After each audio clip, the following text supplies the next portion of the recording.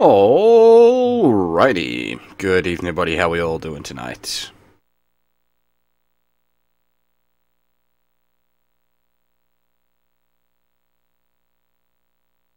I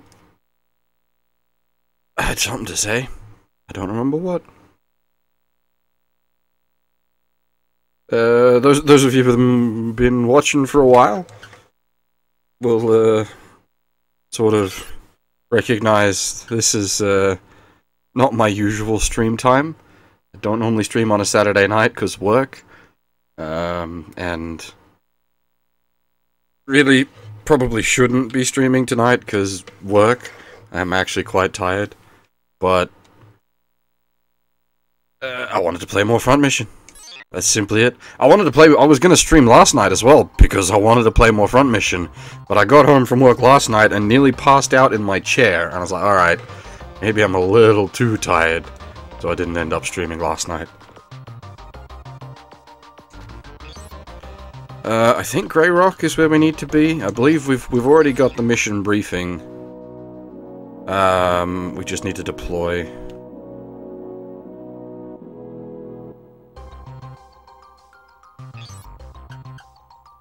Yeah, the military HQ isn't even here, so yes, we have received the next briefing. I will just quickly make sure all the robots is fine, and then we'll head out. They should be. I think I did all the menuing at the end of last stream. Pretty much everything is running the Mark 5s. It's just the weapons that set everything apart. Because the Mark 5s are just so good. Like, holy shit, the Mark 5 parts are just so good. Oh, and we did get a couple of optional recruits. So we got Paul, which, if you remember the previous map, he was the what I call the urban mech, which bit of a obscure mech warrior joke, but he was the single city defense mech that was left when we rolled in, and he was trying to single-handedly hold off the enemy forces in his little chugger hopper. And we were able to recruit him afterwards from a pub. And then we have this chap.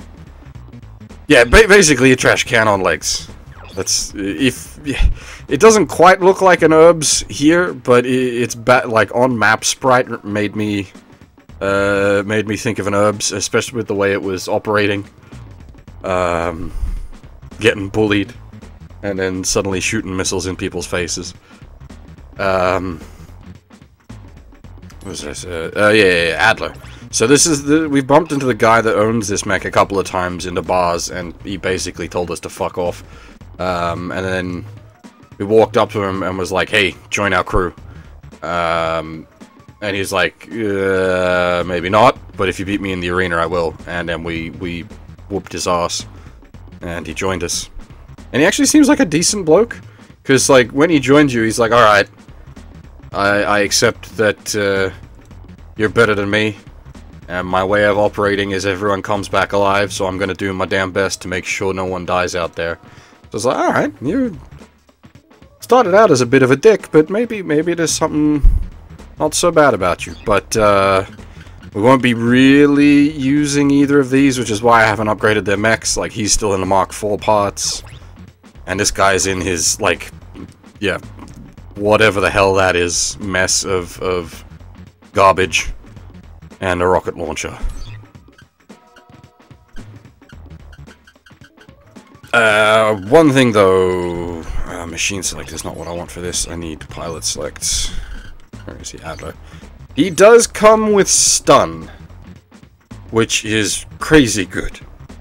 It's only got like a 40% chance to proc at level 1, but stun it's on melee hit, 40% chance to stun, and stun can lock an enemy down for up to 3 turns, which is pretty goddamn devastating. We've also just got Pee-wee, who doesn't have any skills yet. He will get 1 skill, and I think the skill he gets is It's not an exclusive skill to this game, but he doesn't get the skill in the later remakes. But he's our truck driver. He's our support crew. This is our first map we'll be running with a support unit. And I think the maps do get longer from here on out because we have access to the support truck now.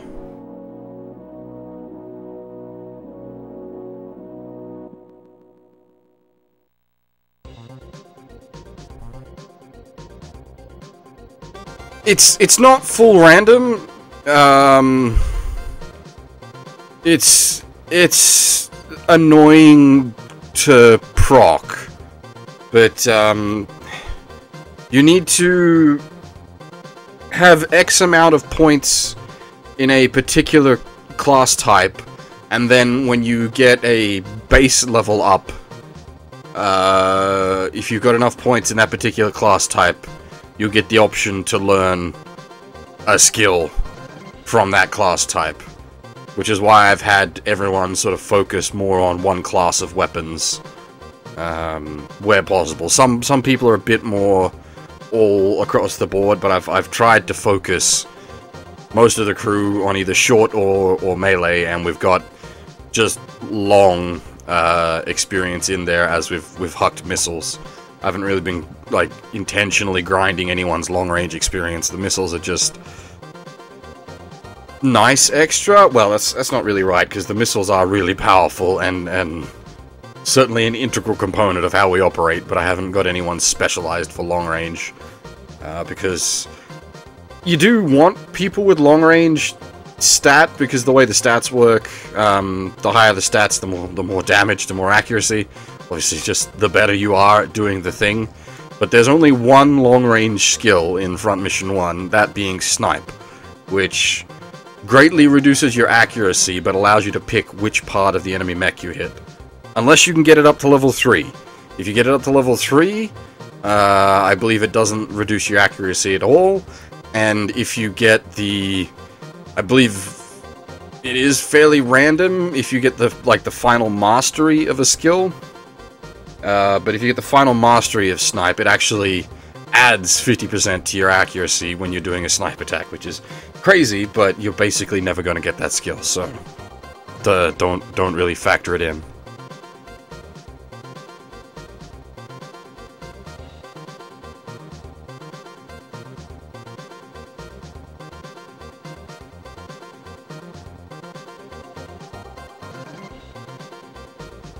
I think this is a Sanic mission.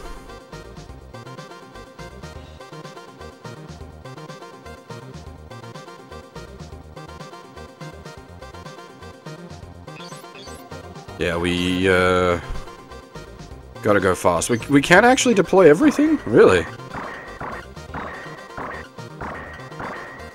Well, I'll bring out the other two, just need to play sort of defensively with... Well, he just hucks missiles, I suppose. I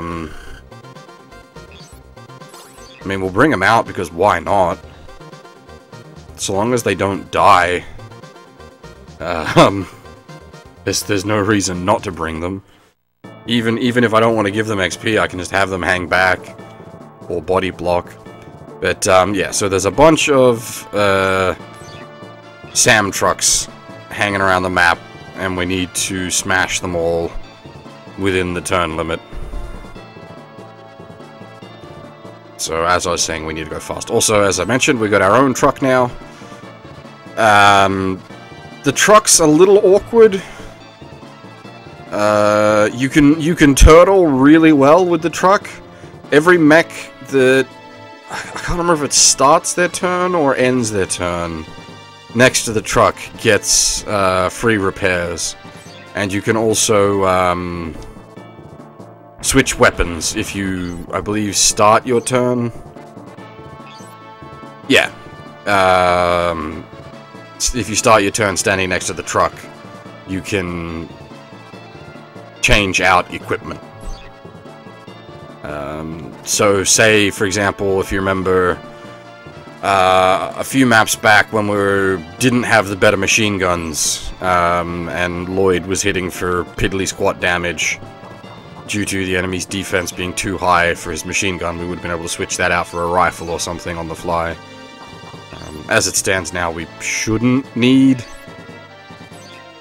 to swap gear at all. Maybe later in the game, once we get more gear options, swapping might be useful, but for now, swapping serves us no purpose. Also, standing next to the truck resupplies your ammo. Very useful for your big boy missile launchers that only have a few shots.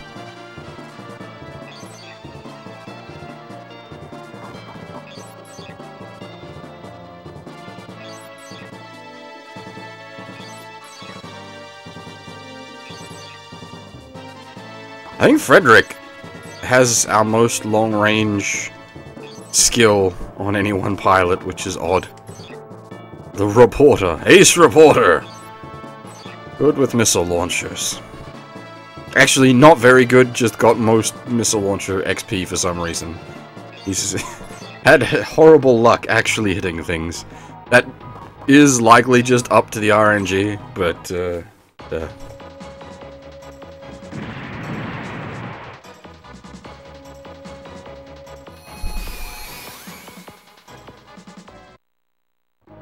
Also, I understand the mechanics a bit better now because I looked some of the stuff up. The guard is just flat damage reduction on the first hit you take. So having a nice shield on, you can, like, if the enemy's using a big fuck you stick weapon, you can reduce the incoming damage pretty nicely. Also, so we've been building JJ up as a melee pilot, and I went and looked at his available skills. He's actually like the worst person early game to build as a melee pilot. So good job, me.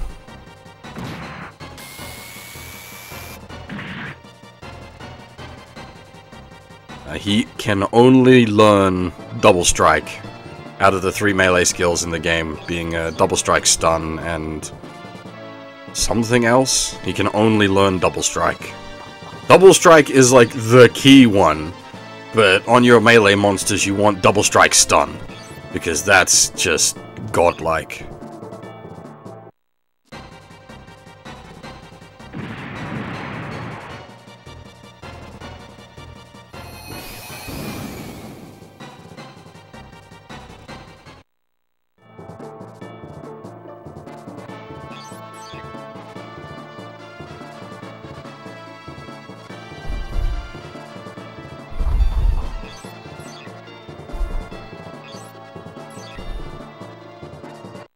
And we are able to buy nukes now, so most of the crew are equipped with nuke launchers. That's why I call it a nuke launcher. It's not literally a nuke, it's just animation-wise, it has a small mushroom cloud. Therefore, it's a nuke launcher. Someone, I don't remember whom, has the Pez 8, which is a really big rocket launcher. Might be JJ, actually. But we can't buy the Pez 8 yet. We just got lucky and was able to loot one last map. Just double check that. Yeah, Pez 8, not Pez 8, sorry. That's a very big boy rocket launcher, that one.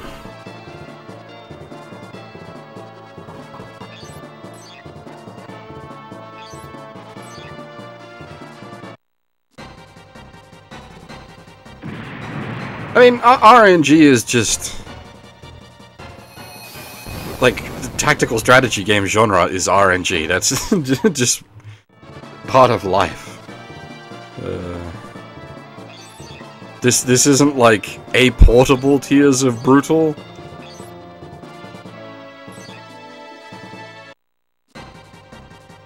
Now, if I've done the spread right, most of the crew should have Sun Owls or Egrets.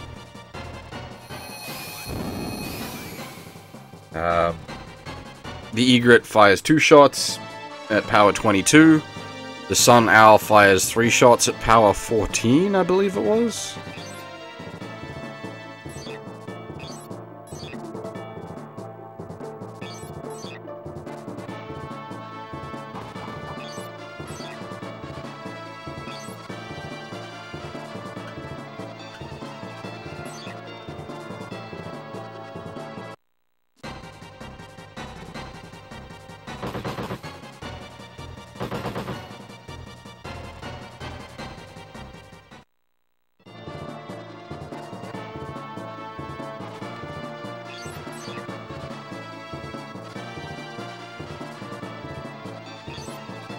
Keith?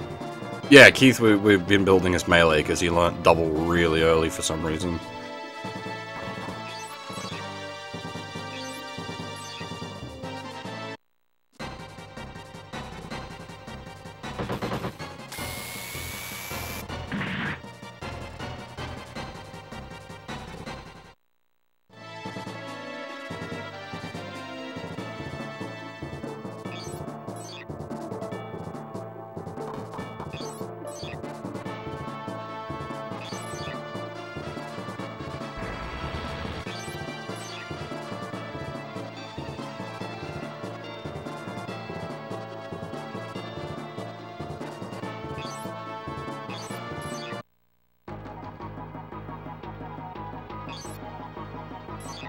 Due to the way weight distribution works out, often your melee mechs are going to be carrying double missiles just because they... Oh boy, pain. Just because they don't they're not weighed down by having to carry guns. So they can instead pack double rockets. Or double missiles. Missiles and rockets are actually different. I shouldn't use those words interchangeably. They do mean different things that are actually, like, legitimately programmed differently in the game.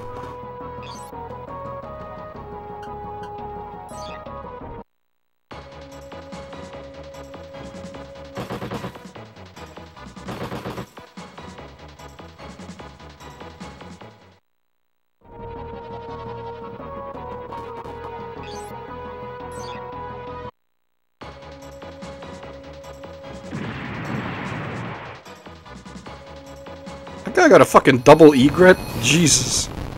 But yeah, you see the difference, like, the shield hit did 11 damage, while the unshielded hit did 26. The damage reduction for getting your shield in the way is huge. And your, how do you call it? The agility stat also, reduces damage.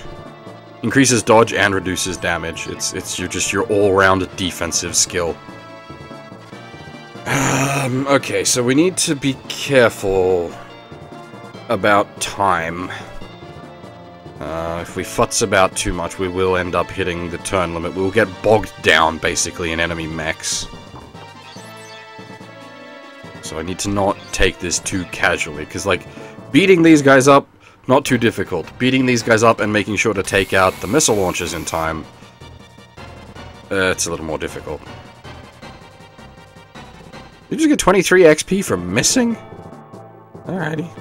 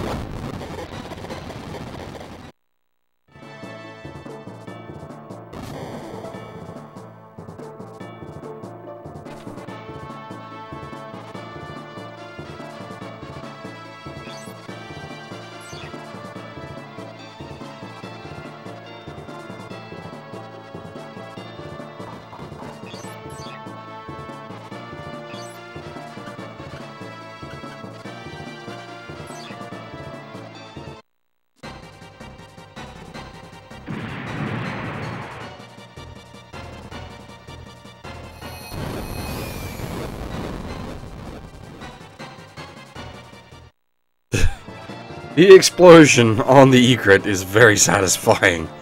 It's fucking... That's a big boom.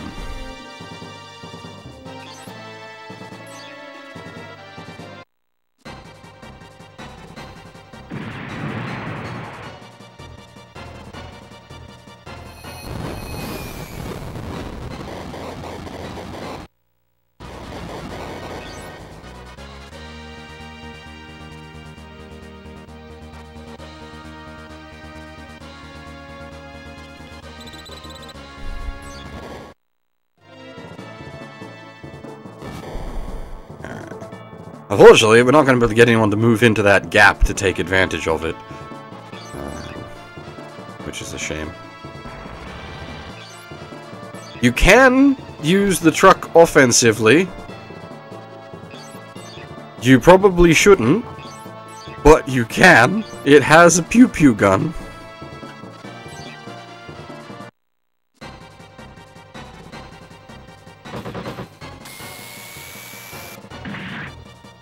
Oh, nice! Stun Brock! Get fucked!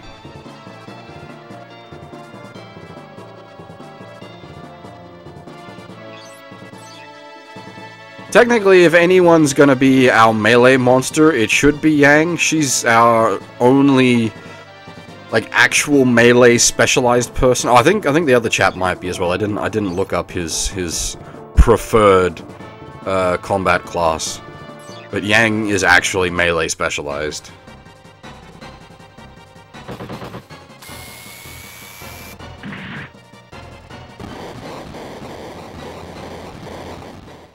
Also, something with the melee attacks to keep in mind is they have a higher chance of just hitting the enemy's core.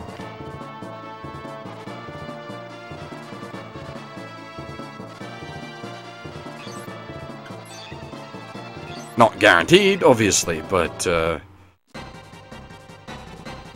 you've got a better chance of just sniping out someone's torso with the melee attacks.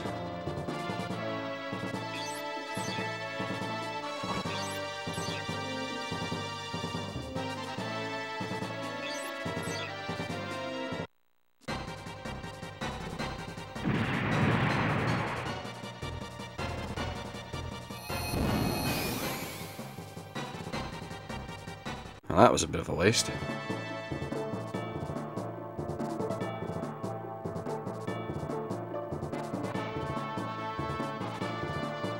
Alright, we need to get a wriggle on and take out those launchers.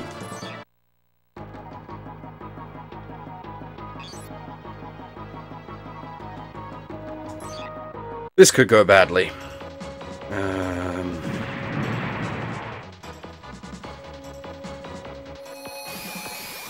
Oh, we got lucky.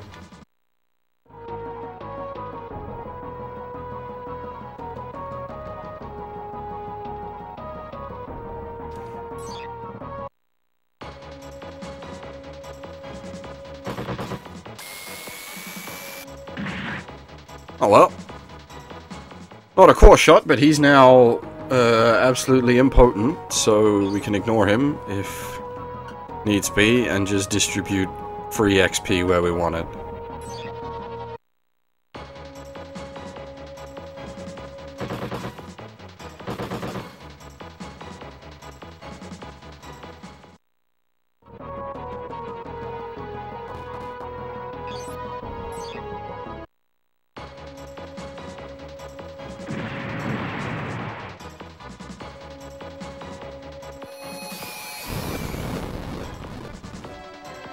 Ow.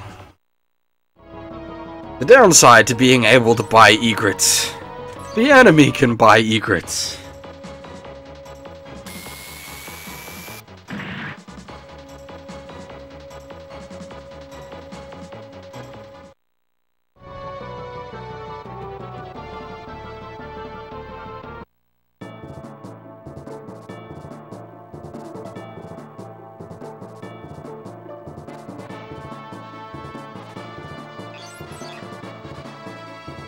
I assume he's not gonna...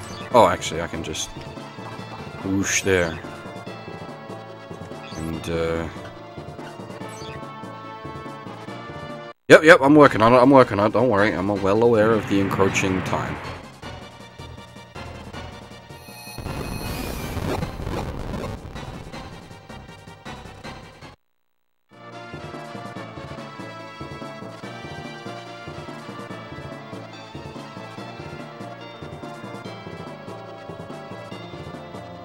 Is that a commander? Just an attacker. Alright. So I don't believe facing has any effect on this game, but terrain has big effect. There's a whole bunch of different shenanigans that happens because of terrain.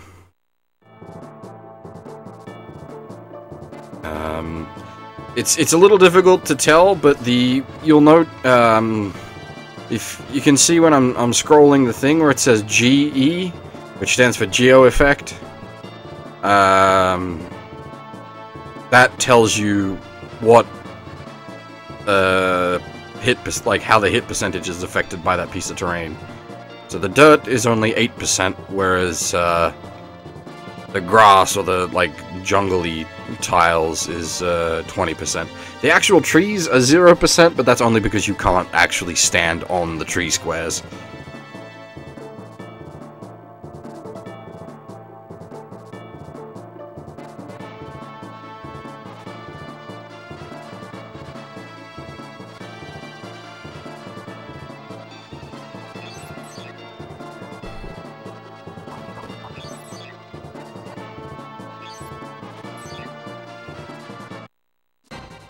Basically, you just subtract. Yeah, it's some tall ass grass. Yeah. But you just subtract the geo effect from your hit chance.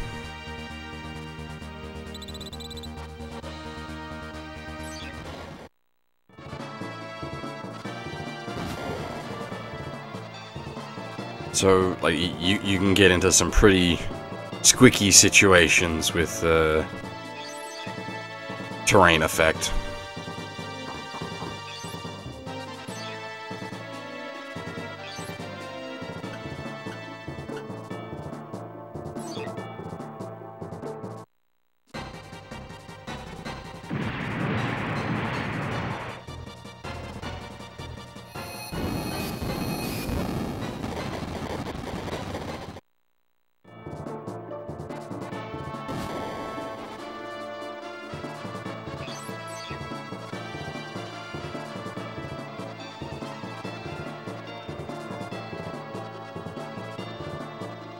Terrain management, as such, is pretty important, since it's basically always in effect. It's not like SRW, where it's like, you only need to worry about it in special tile cases. In front mission, it's basically all the time. Took out the legs on a missile boat. That really doesn't matter.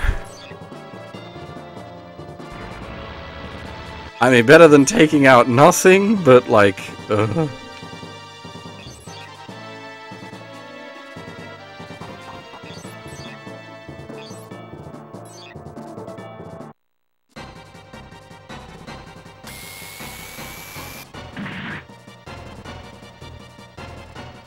Oh, that's right. The other guy's still suffering from stun. Stun, so good.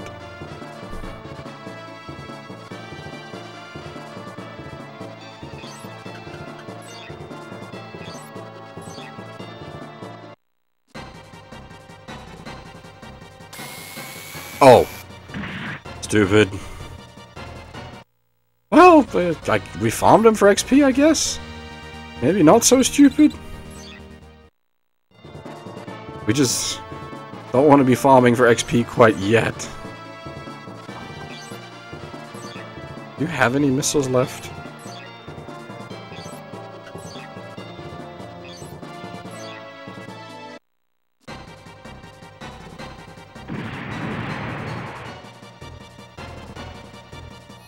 We take out the arm. Normally, I'd be okay with nailing the chest. But popping the arm would have meant he's in zero danger.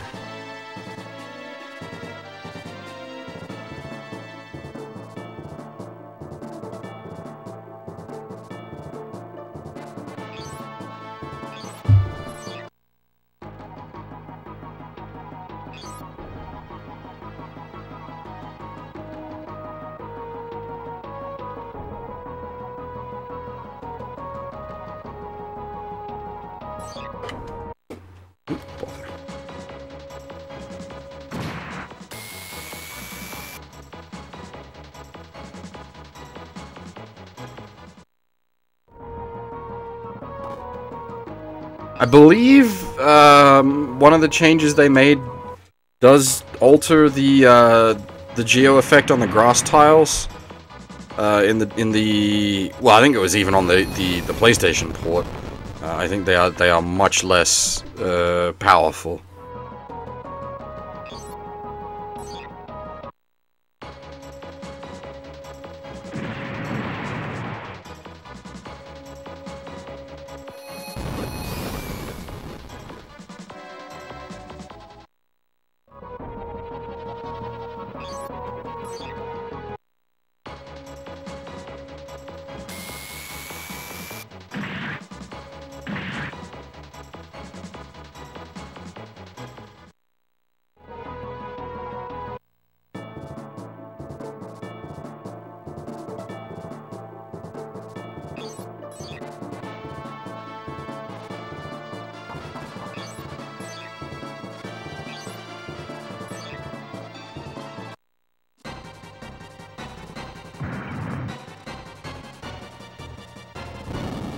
It actually hit. Alright.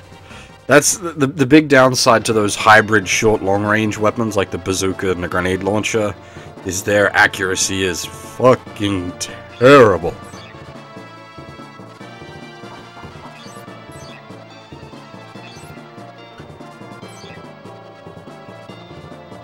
What? Are you still running? What the heck?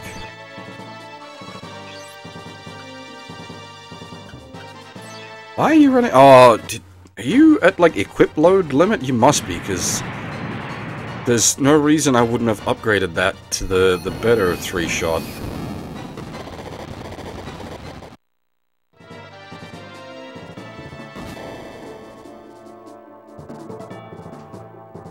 I believe that's all trucks destroyed. Now we just get to farm out enemy mechs.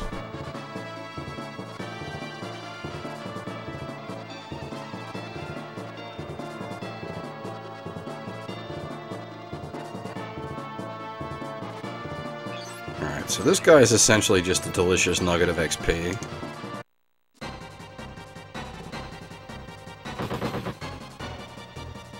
Yeah, well, okay, that is the most efficient way to farm him for XP, I'll give you that. I was sort of hoping she'd clean him up completely, though.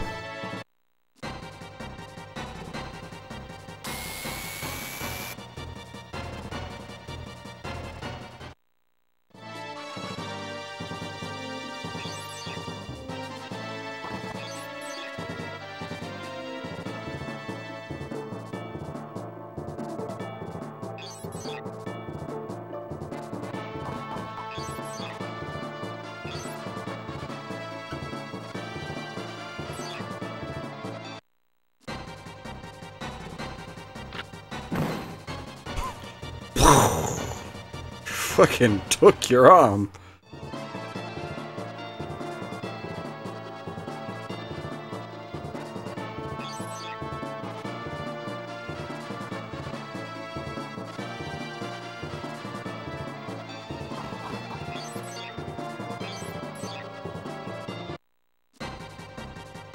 Now, if Yang can learn stun, we'd be laughing.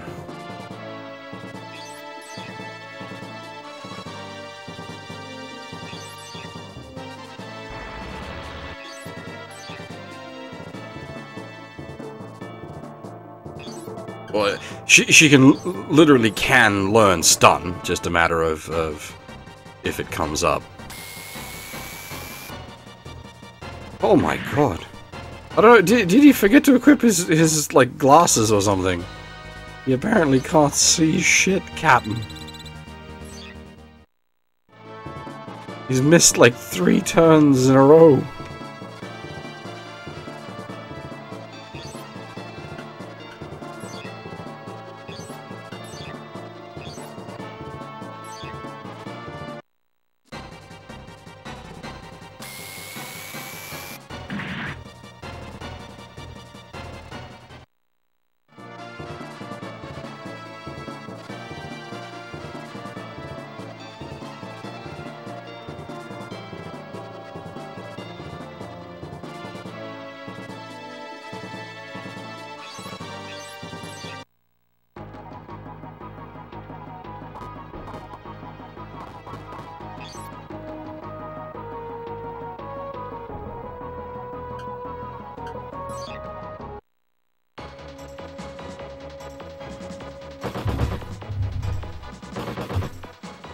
Quite the powerful machine gun, that one. Also, with the way damage scales based off of skill, machine guns are pretty obscene. They start out with the obvious glaring weakness of multiple little chunks of damage, so enemies with high defense are just gonna negate a lot of it, but once your short-range skill gets leveled up a bunch, that increases the amount of damage you're doing per shot, and numbers start to get a little silly.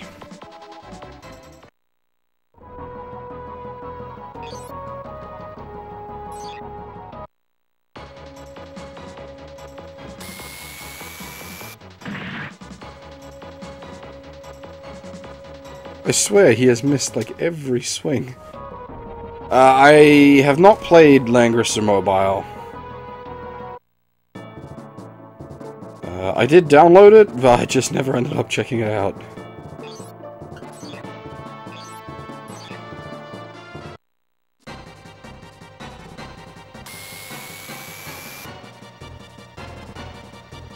He just double missed! Holy Christ, Keith. Suppose he's like slowly racking the XP up at least, but goddamn, son. You need to hit things, buddy. You gotta hit them if you want them to fall down.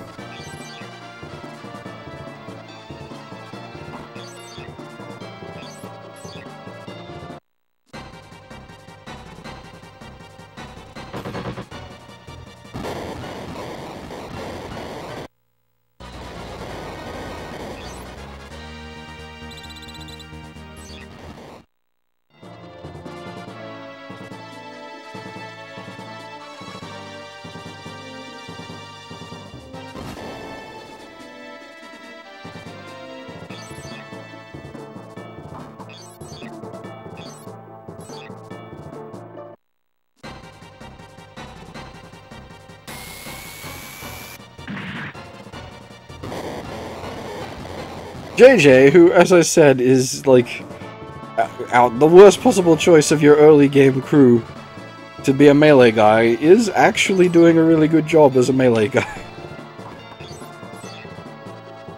So, credit where it's due. He's pretty dang punchy.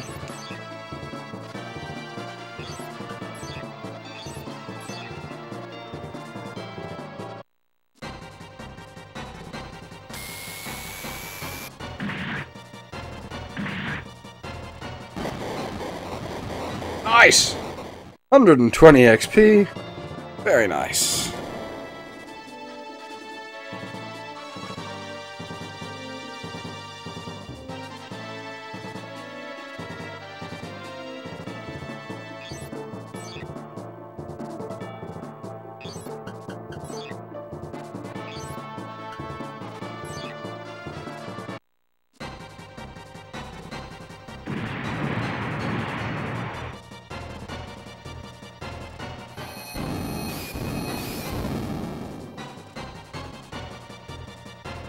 That guy is very close to having a bad day.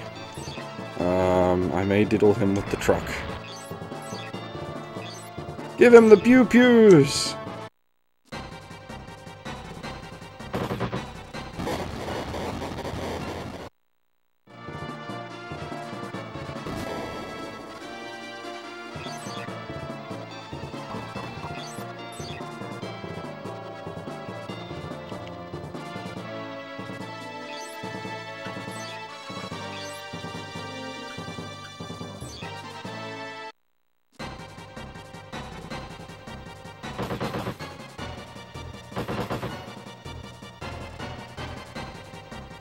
God, everything's close to breaking there.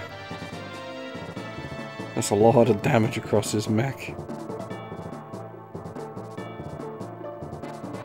I feel like we're gonna have an enemy reinforcement wave, and there's gonna be like a truck or something spawn way down the back here that I need to leg it to.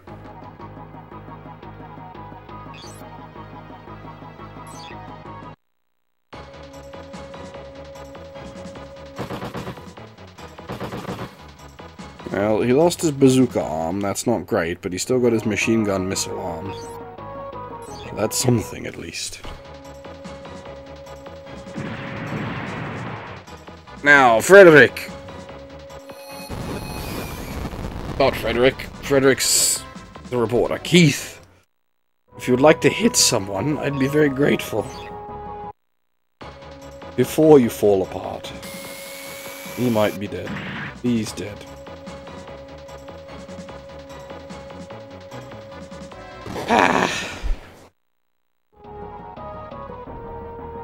Spent most of the map sitting there, unable to hit the broadside of the barn.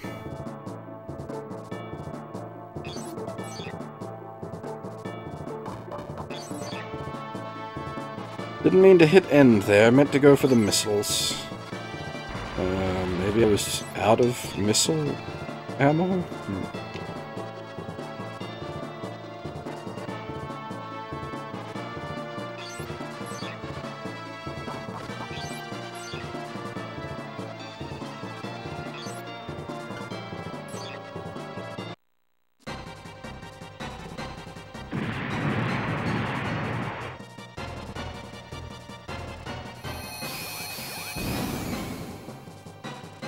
Well, that was a bit of a naff shot.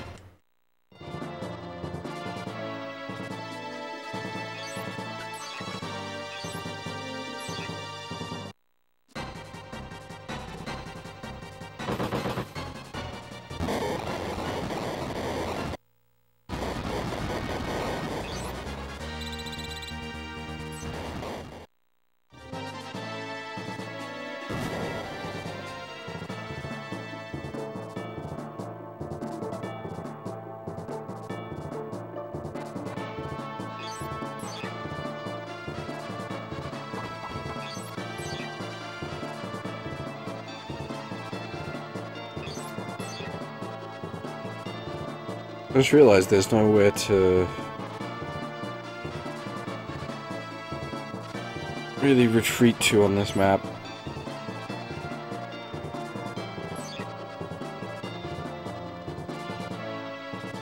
I suppose just need to hang out with the supply truck.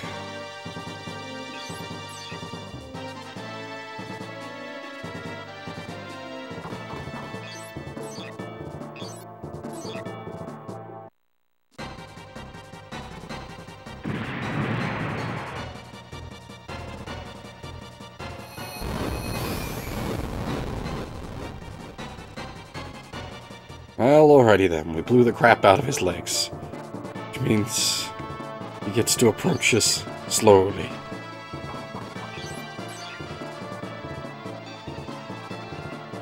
Your life will end 3 turns from now.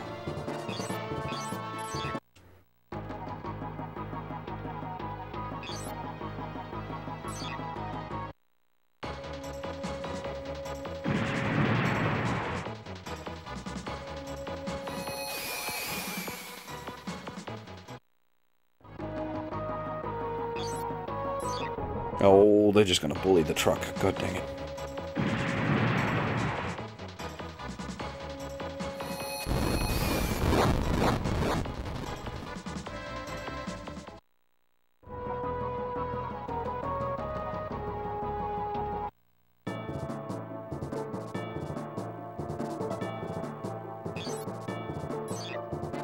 Hmm.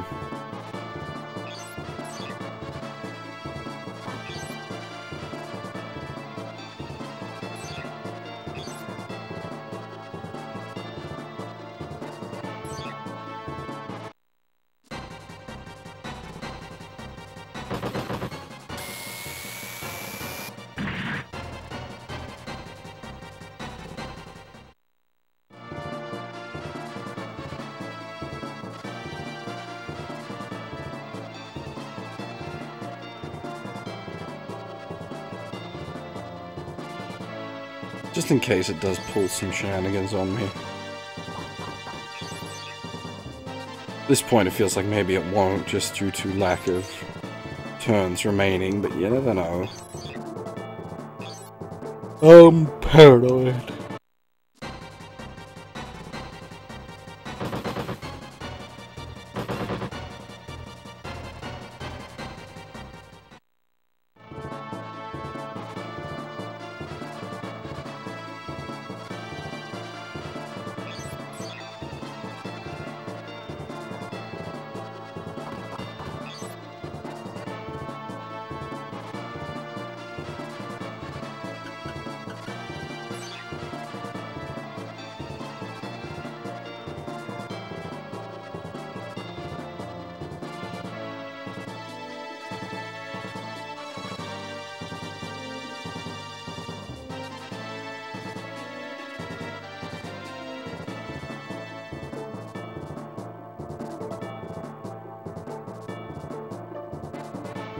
What's Front Mission all about? Tactical robot strategy game with parts destruction. So hang on, we'll show the combat.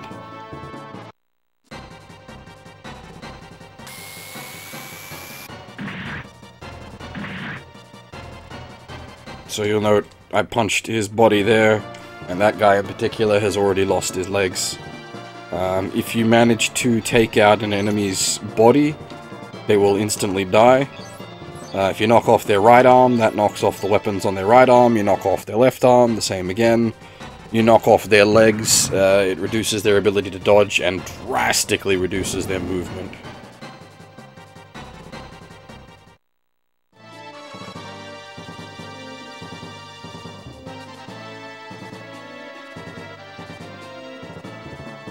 Yeah, parts destruction is always fun. Doesn't crop up very often, unfortunately, because it is quite an extra added layer of complexity to game design.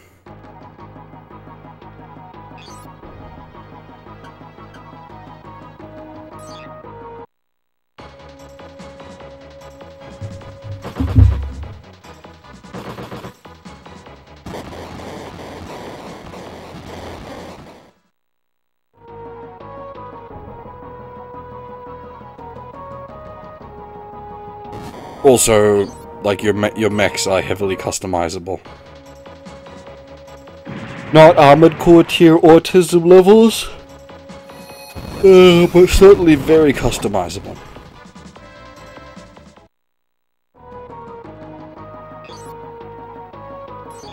Which RTS in particular?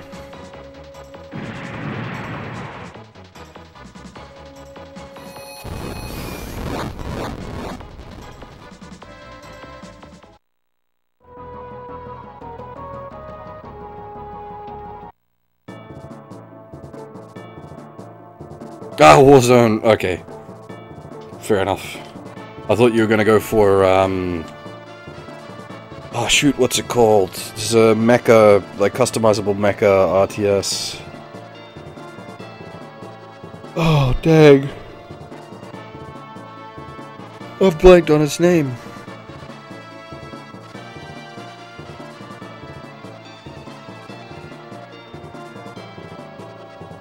Shoot, I've completely blanked on its name. It unfortunately fell massively into obscurity because the company that released it went bankrupt basically just after releasing it.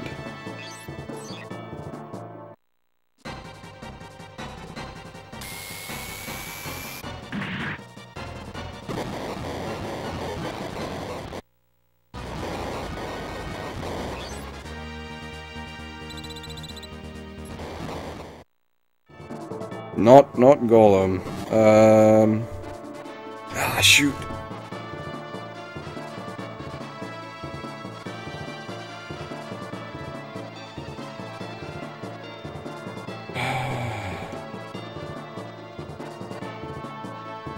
Was it late 90s or early 2000s?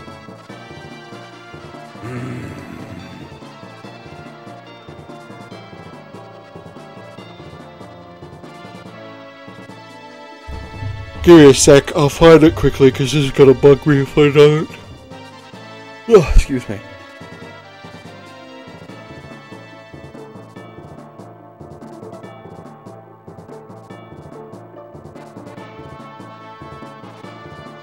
Always forget the name of this game. It's on GOG now. I own the GOG version.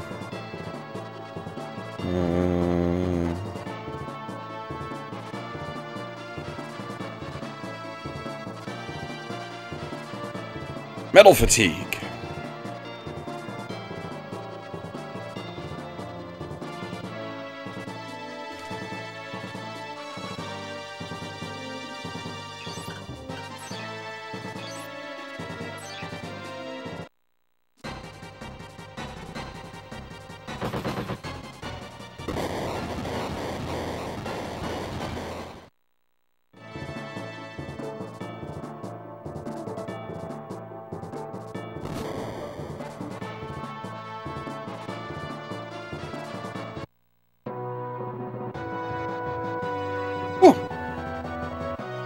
We got a free clear. Nice. I think you see an animation of the planes flying across and getting hit by missiles if you haven't destroyed all the missiles in time.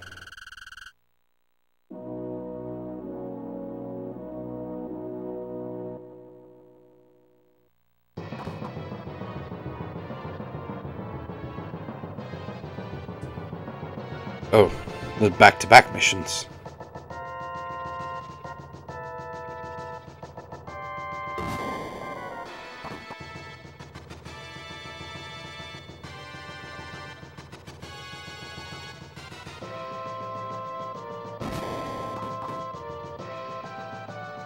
Yeah, Metal Fatigue is really cool. It's got the customizable robot stuff, which is a lot of fun. And it works around, like, jacking enemy bits. Like, you build your own faction's bits, and then you can, knock bits off of enemy mechs and, claim them as your own. It also has like a 3-layered map. Has, underground, on the surface, and in the sky. It really is quite,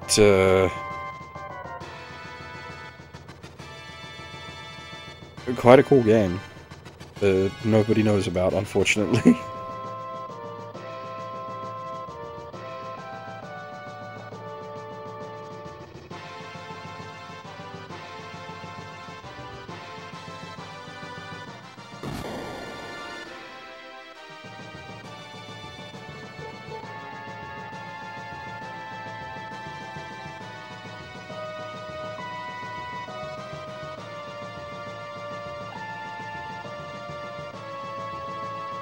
I'm 99% sure. I have a box copy of Warzone 2100.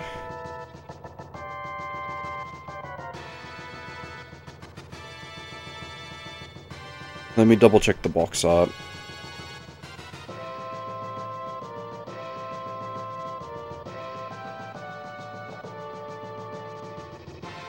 Yes, I do.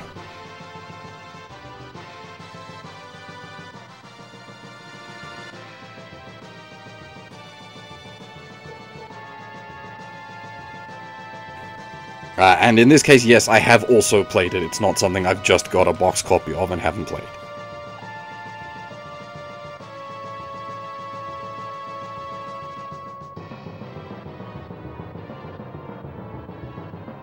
Big Beard! This is the first sort of real boss fight map where the bosses don't retreat, they just kick your shit in.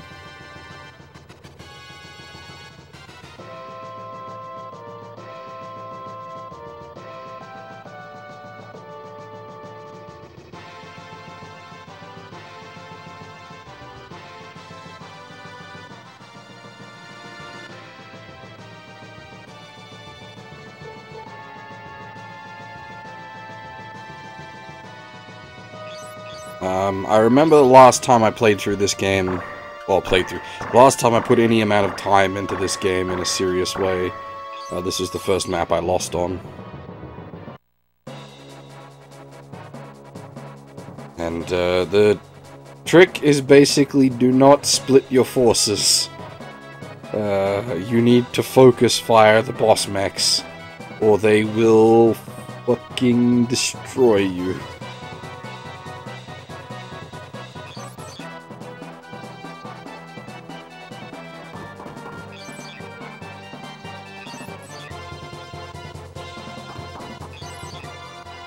This is a Yoko Shimomura track.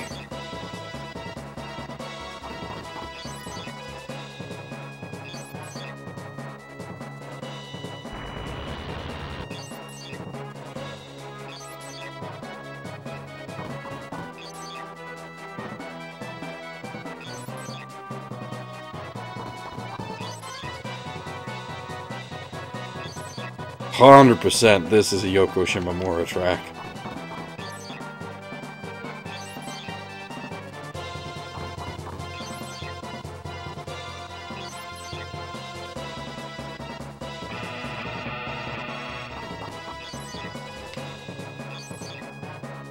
As odd as it may sound, Yoko Shimomura did a bunch of music for this game.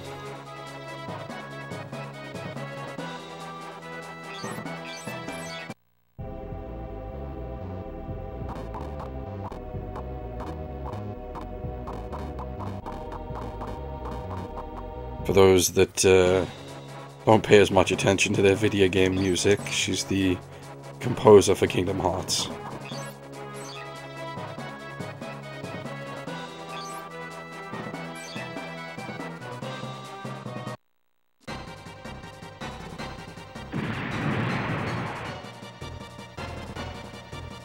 Amongst many other games, Yoko Shimomura has done a lot of work.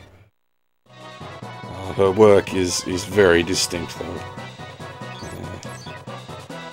You pay attention to that sort of stuff, you can pick up when she's done tracks for a game.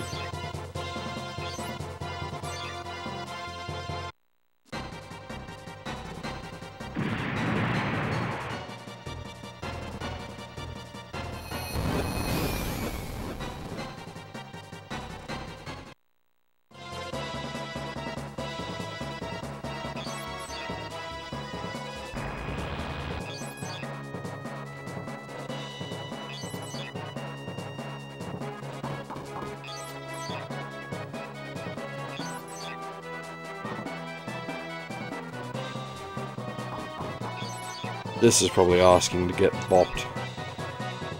Tally-ho, the boss with melee.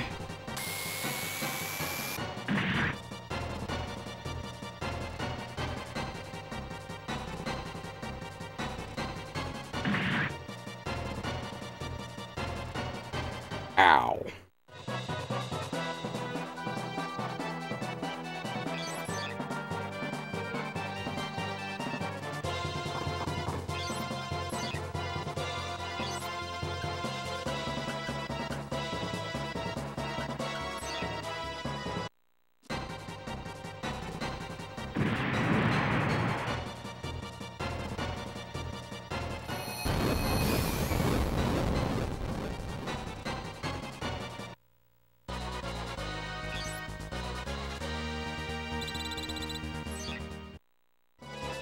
Okay, so for the targeting certain parts, there's a skill from the long range, like, tech tree. I don't know how to call it tech tree, but, there's a skill under the long range, abilities that you can learn.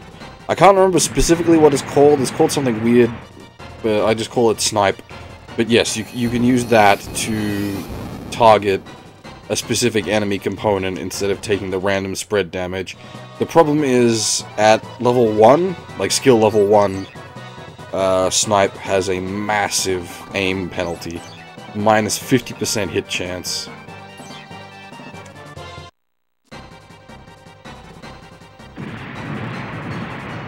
If you can get snipe up to level... well, even just level 2 is enough. It reduces the negative, but if you can get snipe up to level 3, it has 0 negative to hit, and that's when it becomes quite good. But obviously, getting it to that stage takes quite a bit of work.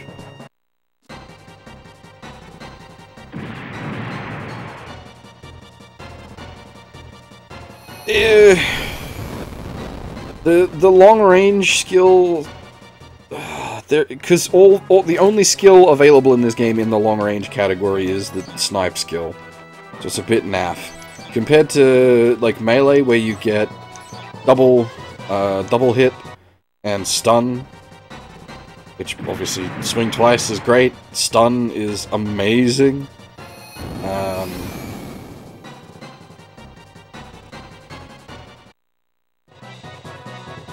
So this guy is neutralized. He's got no weapons. So we need to start focus on this guy, and then probably this guy, as he's gonna charge our face, 100%. He's charging our face. Also, the short range weapons, so your machine guns, shotguns, etc. They have a equivalent of double called switch. Which basically just does the same thing as double, but for short-range weapons.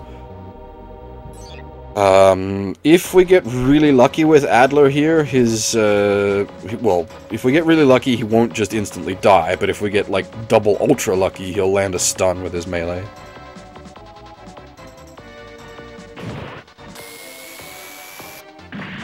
Nice!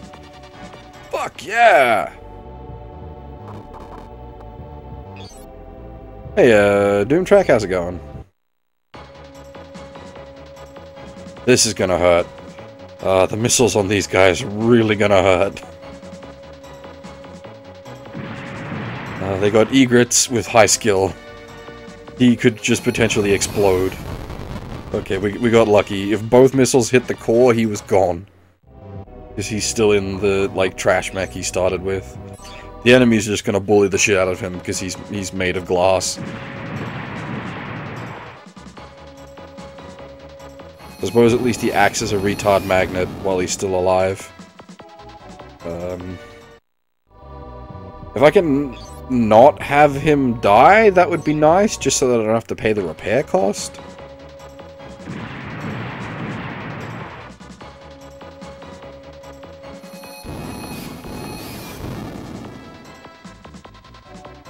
Ow. She's already lost one of her arms. Not good. Alright, we'll need to make use of the supply truck. Put her arm back on. So, the supply truck does a small amount of, like, repairs to all components every turn that you're standing next to it. But if your, like, component is completely destroyed, it will restore it with 1 HP. Okay, so we want to hammer this guy with missiles first before trying to hit him with melee. Because obviously they can't counterattack missiles, so... that just reduces the ouch.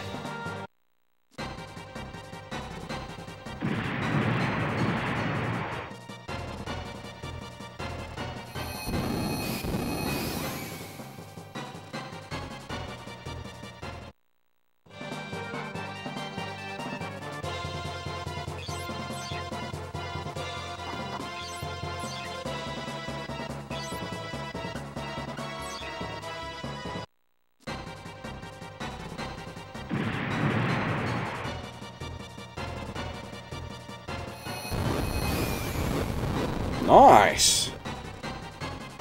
Double core hit with the egret. That's a good chunk of damage. So, you do get drops, but I believe they are random.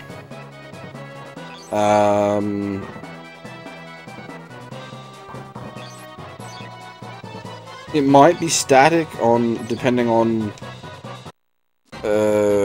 unit killed. It might have it or a guaranteed drop. I'm not actually sure how the mechanics on that work, but it's not, as far as I'm aware, based on like part destruction. Just on death, they drop certain thing. So you don't have to farm out part destruction. I'm going for part destruction here to neuter their ability to kill me. I'm hoping to blow off their arms so that I just don't have to worry about their damage output. There we go. Well, we'll blow off one of his arms.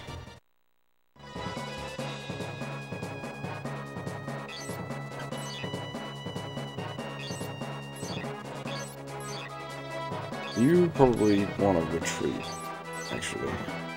As much as I want to just throw out some more damage, I don't want him just exploding. Alright, let's see if we can get lucky with a melee. She does have double, so she might roll a double swing.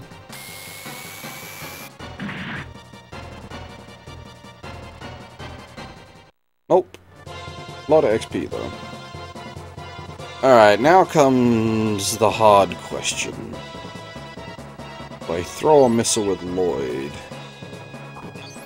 probably do.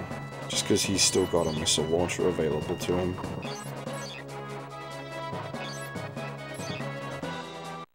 We can hit the core, if we can hit the arm. Actually, I think that's all he's got left, so we should, as long as we hit, I think we're in business. Unless you hit like that.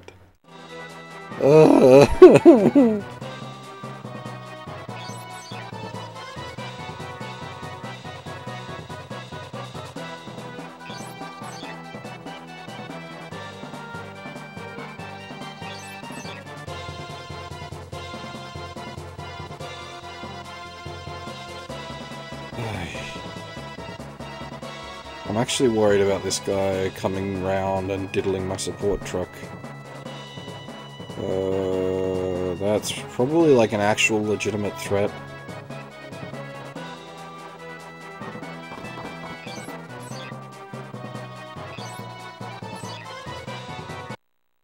See who.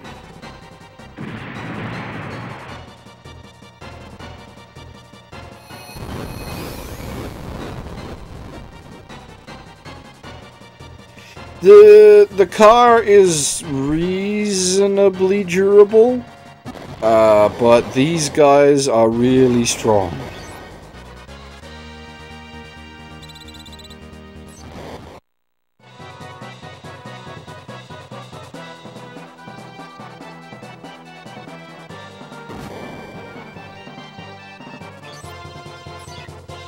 So if we can get lucky here and land a stun punch, that will be big.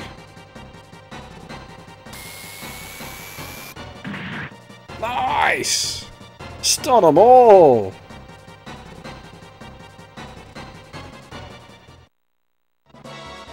This is what I was saying earlier about stun being really dang good. That guy's neutered. That guy's stunned.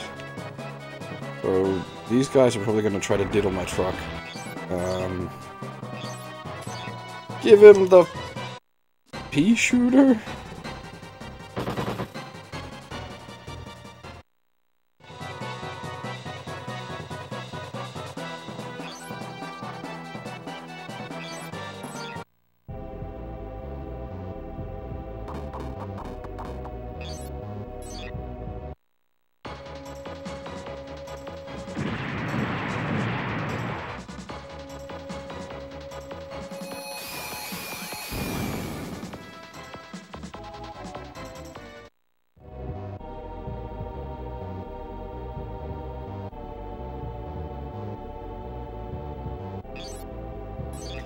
see, that's plays into what I was saying before at the start of this map. You don't want to split your forces.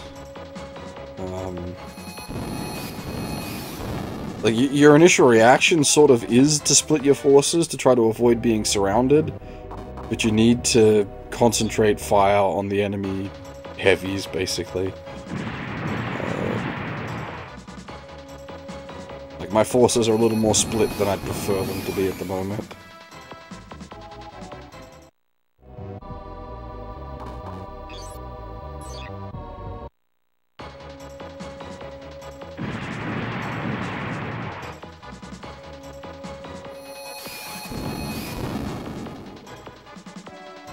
See, the truck's got a decent bit of health and doesn't...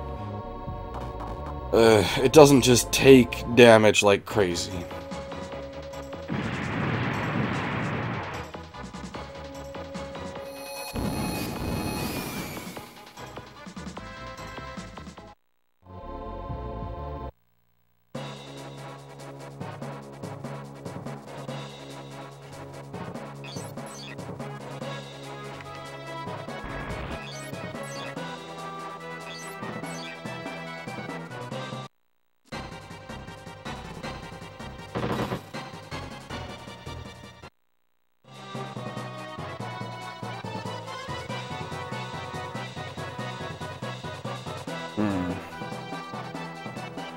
We definitely have too many forces hiding down here at the moment. I need people to get repairs as well, because things are about to start falling apart.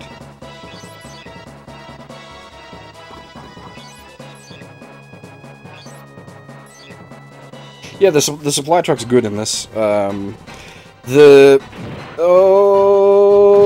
there's the switch! The stun had worn off. Oh, God. Now we're in trouble.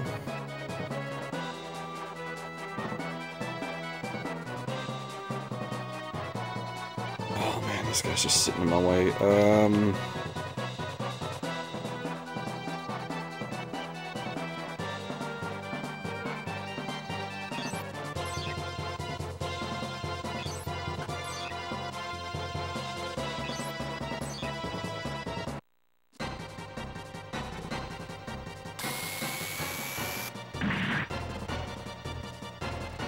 Oh, God damn it.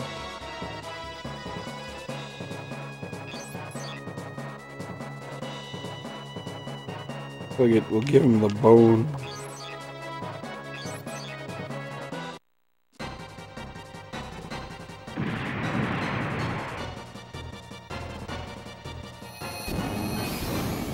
Nice.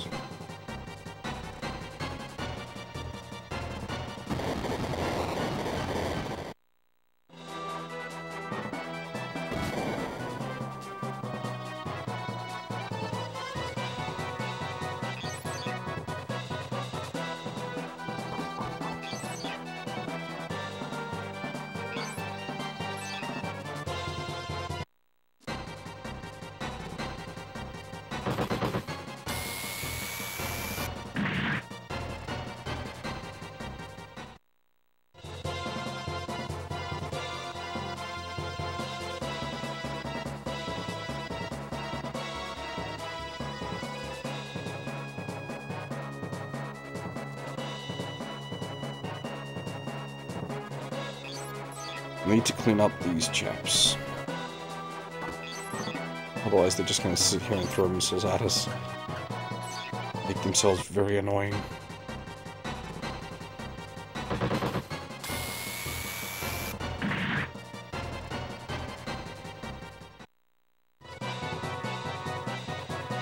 I don't know if I said it already, I meant to, but the problem with the truck is... problem, quote unquote, is that the enemy will target it very aggressively. So while it's not potato, it will certainly get mashed if you just leave it hanging around.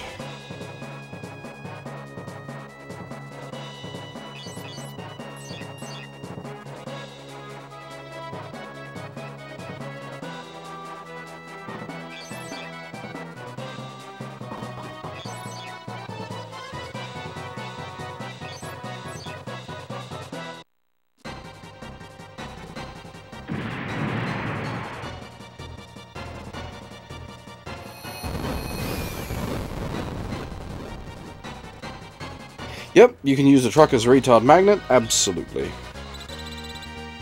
Bit of a doki strat. It's scary to be using the truck as a retard magnet, but you certainly can.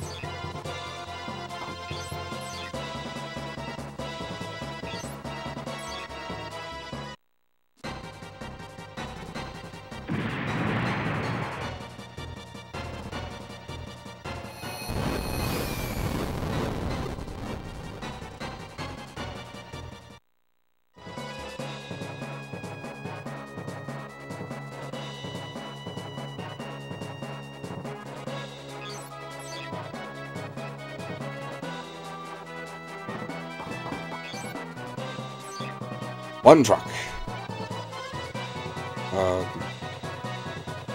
This isn't Fire Emblem, so it's not a case of if the unit dies, that's it, you're boned. You have to pay the repair bill.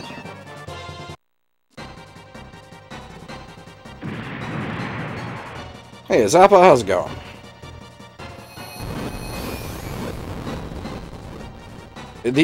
Some degree of irony in catching me live on a Saturday night. It's very, very rare that I stream on a Saturday night. I was gonna say, normally I'm exhausted from work after Saturday night, but I am still exhausted. I just wanted to play some front mission, so here I am.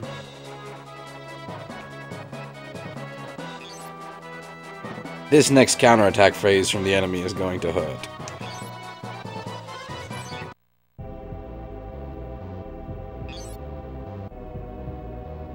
We are likely to lose a couple of guys here.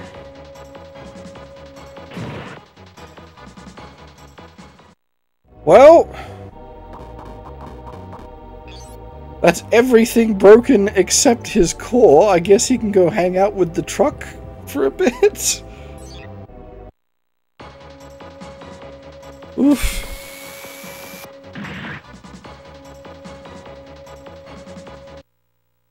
I don't know if Yang can proc double with only one tonfa, with only one arm.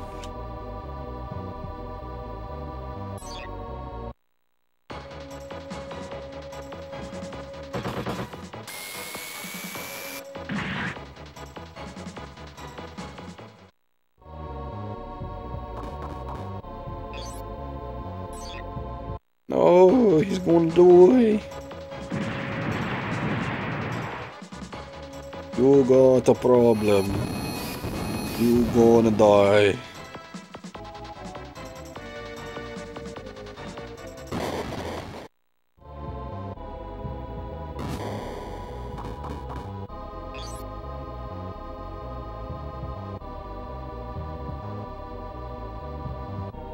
Oh, the Google Translate stuff's real good.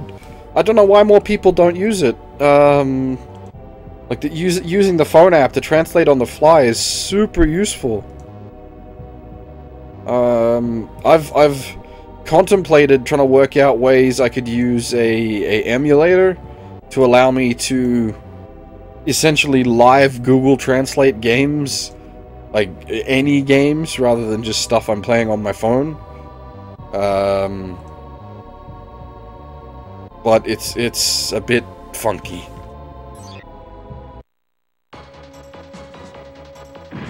I wouldn't... CCC, I wouldn't. Personally. I don't think that would survive due to Nasu and kanji abuse. But something like Super Robot Wars...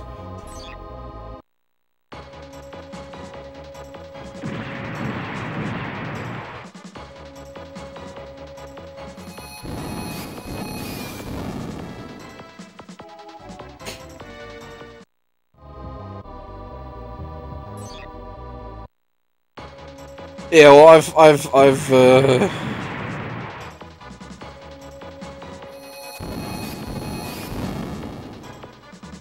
back in the day, played some visual novels with, text hookers and, Japanese dictionaries, and oof, that was a interesting experience, I'll say that much. Ooh. Alright, Grieg needs to pop, and then... Oh, left. There's still 3 of them up there that are basically untouched. Ay, ay, ay, ay, ay.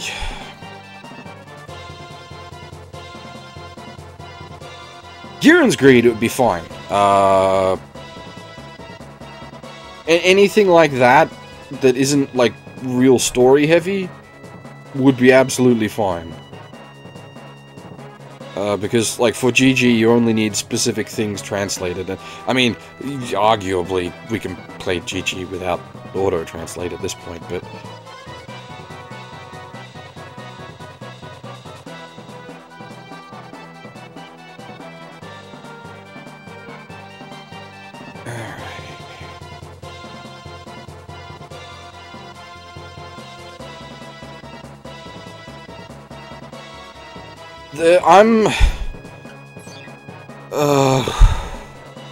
The group that's doing CCC, I don't have a lot of confidence in, for several reasons.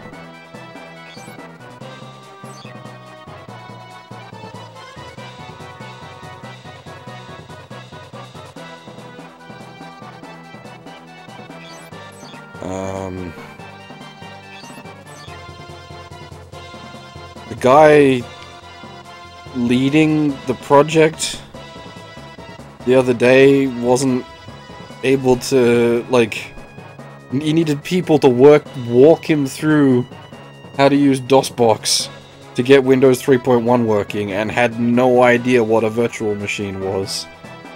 If that's the person leading up a hack translation project, confidence is not high.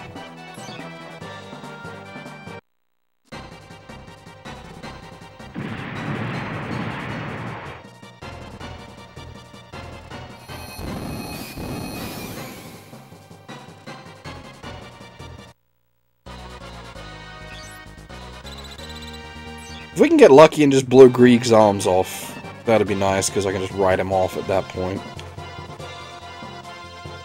That is... okay.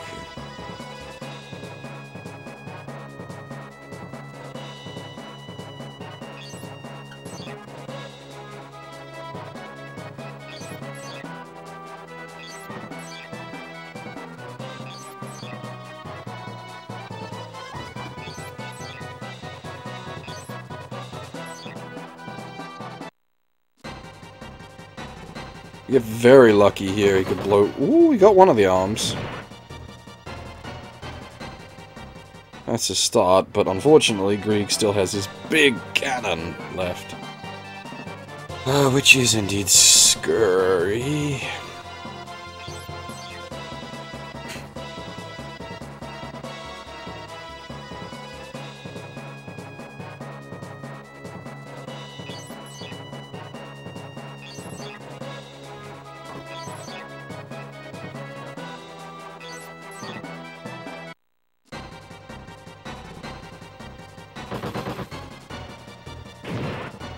Ow.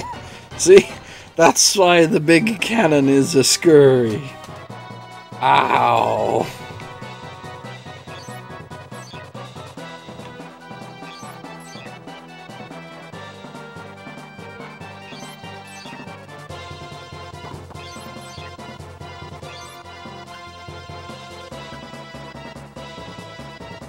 Oh my god, the other missiles aren't gonna do shit, but this bazooka is almost no way gonna hit.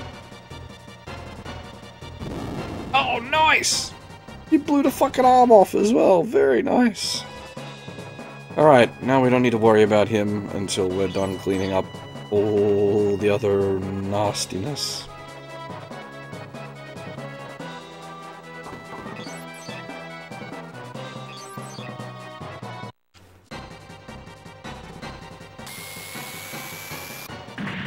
Double?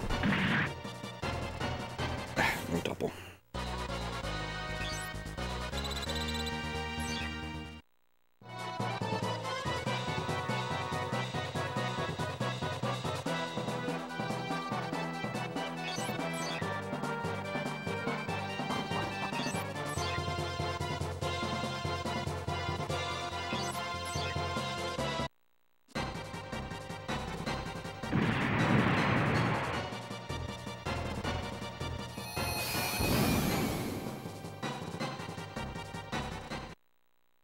My main concern about FGO at the moment is the whole Demia situation.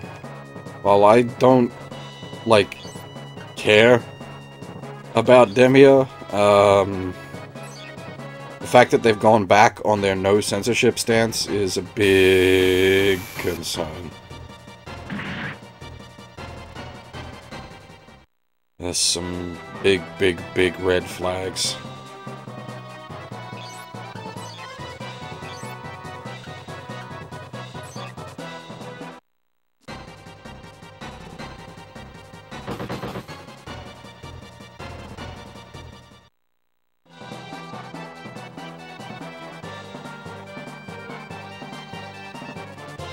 Because, like, I don't care about Demia, or Bobmia, depending on how you want to call him. But, we've got, like, the Sakura's coming up. One of them's flat as a pancake. We've got Abby coming up, who's flat as a pancake and a tentacle monster.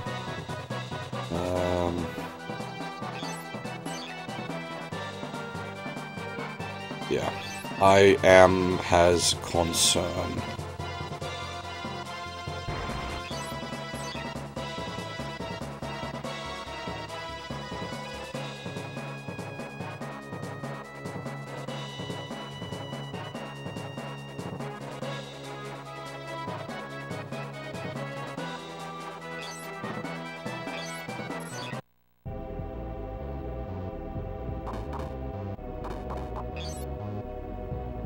Yeah, I would say with good reason. Initially it was like, oh, they said they won't censor it, so we should be fine, but they've walked that back, so now there's every reason to be worried.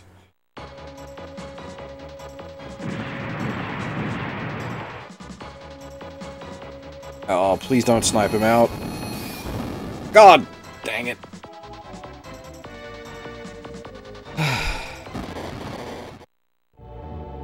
The repair bill for this is going to be painful.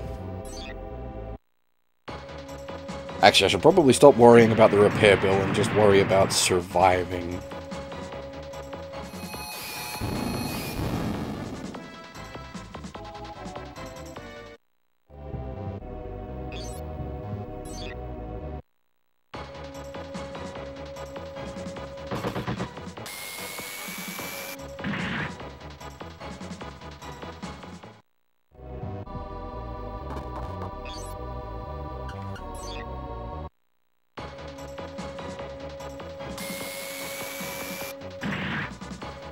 Don't we also have the,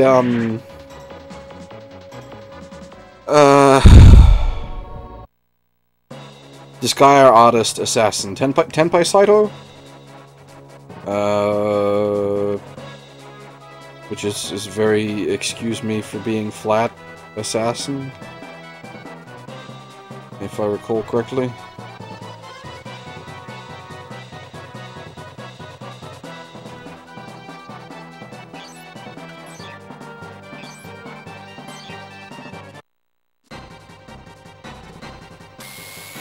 I don't remember the name of the character, unfortunately. I just remember who drew her.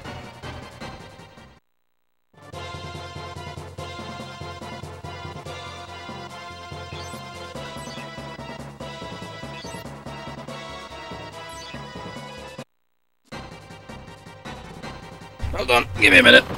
Through the wiki.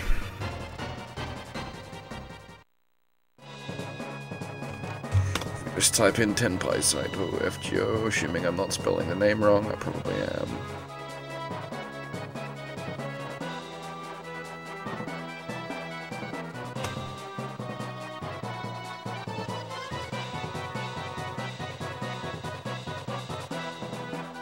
Go away.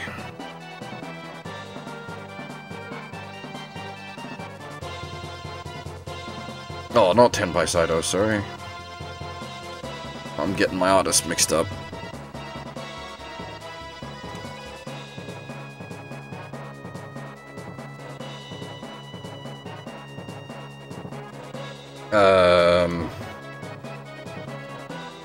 Takahito Harada. And the character is Wu Zetian? I'm not quite sure. Chinese name, not quite sure how it's supposed to be pronounced.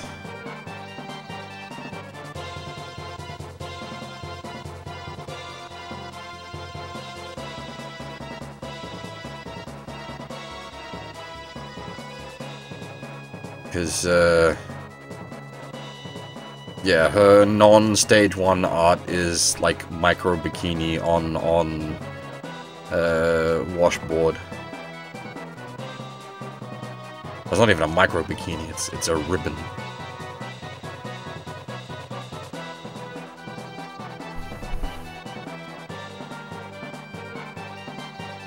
What was the... I remember something about the infinite chocolate thing.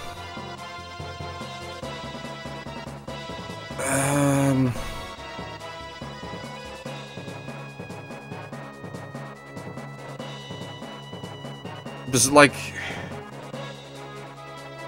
originally like unlimited red bean paste something.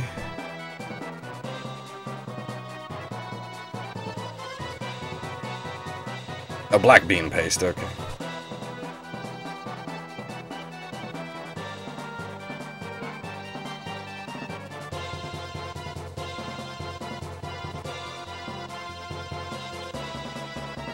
I'm actually not that familiar with black bean paste. I'm assuming black bean paste is sweet. I know red bean paste is.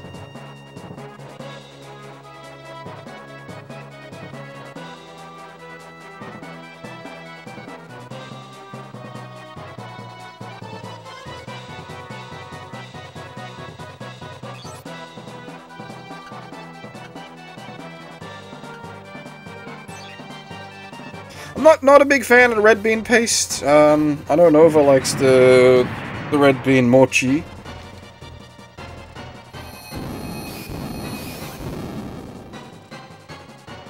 Oh my, this is a tanky boy.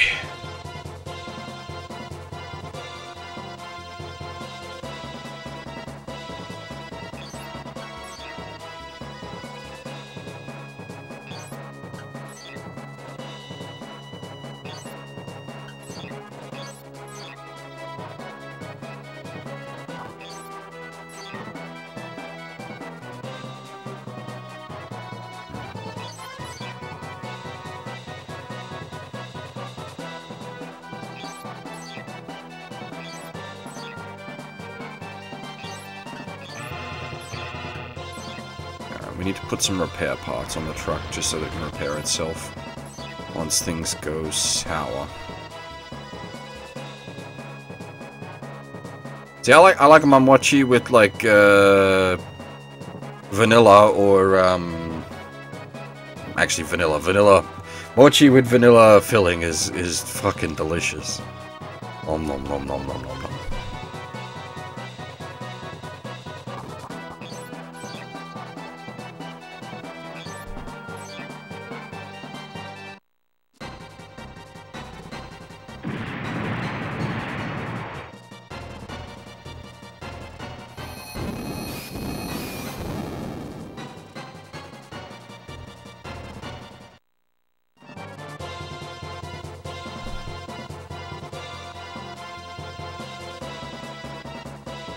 I'm gonna have to start actually punching them.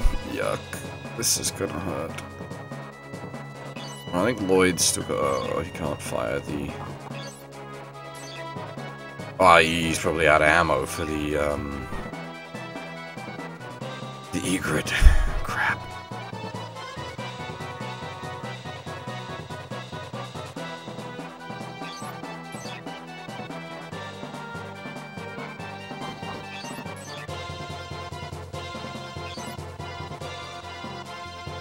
Oh, that's right, she's got an arm blown off. We want to go... we're just gonna have to spend like a turn being a bit defensive.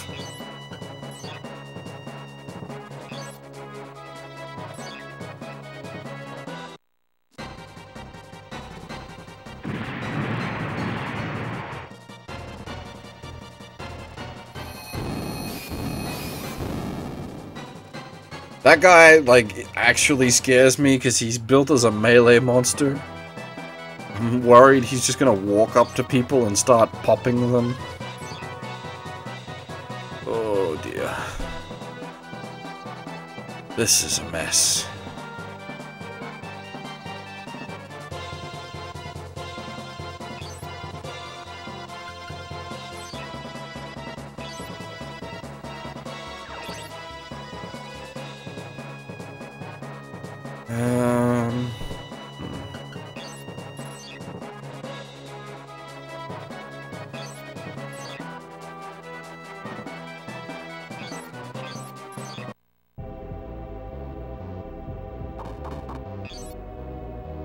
Oh, this is gonna sting.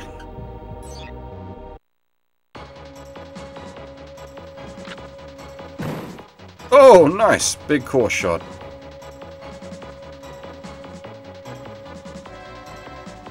Unfortunately, he's a melee monster, so it's very likely that he might also go for the big core. Ooh, we got lucky.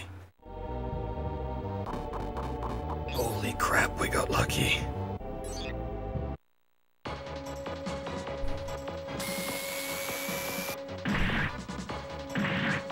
Double? Oh, damn.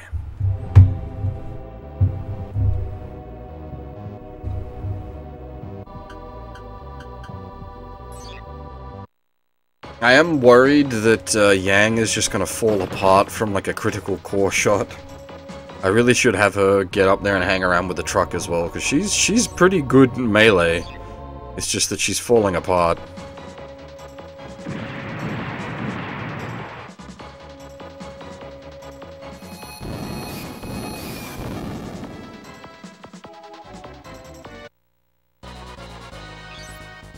How exactly are you hooking it in, Blackguard? It's something I've thought about, but not really come up with a decent solution for.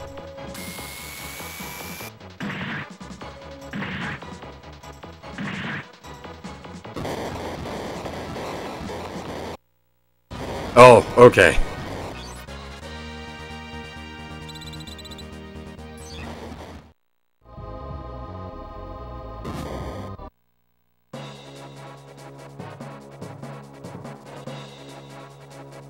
Well, as I said, for old visual novels, I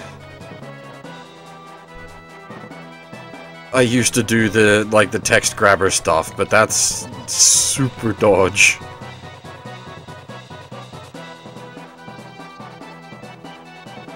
And, like, situationally specific.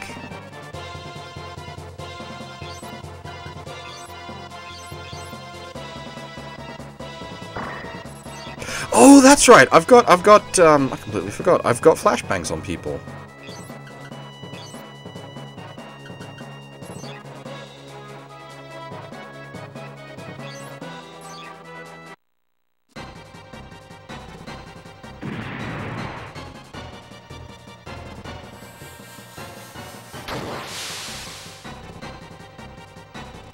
Did it work? I don't know.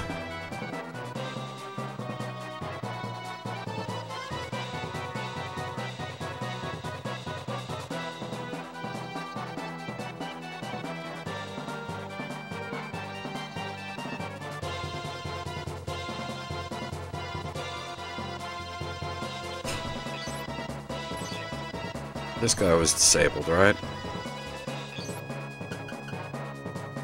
He's got no arms? Yeah, cool. So we don't need to worry about him for the moment. We can come back, clean him out later. I want to get up here and toss another flashbang. Ah, shoot, out of range. Alright.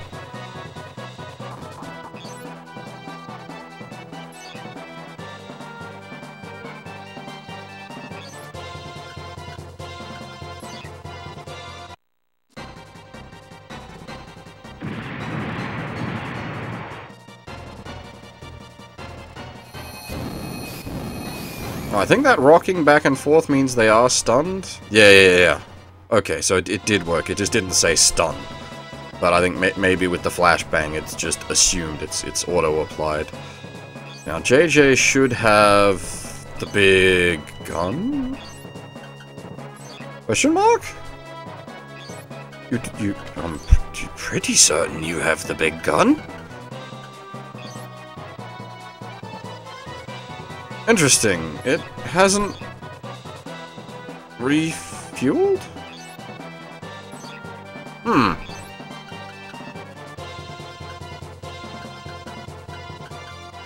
I thought... Dan Cougar, big gun. I could have sworn by sitting next to the truck it resupplied your...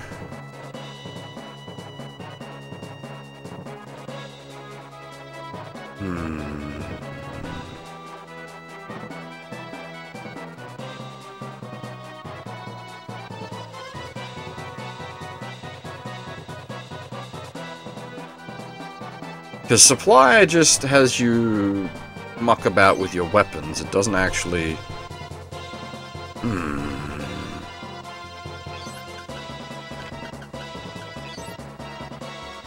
Yeah, because he's got his egret back.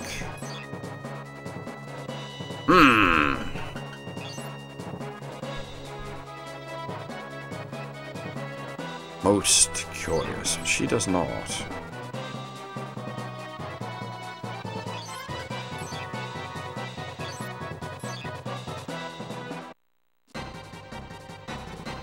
Yeah, I was considering, like, trying to look into maybe doing an emulated-related solution.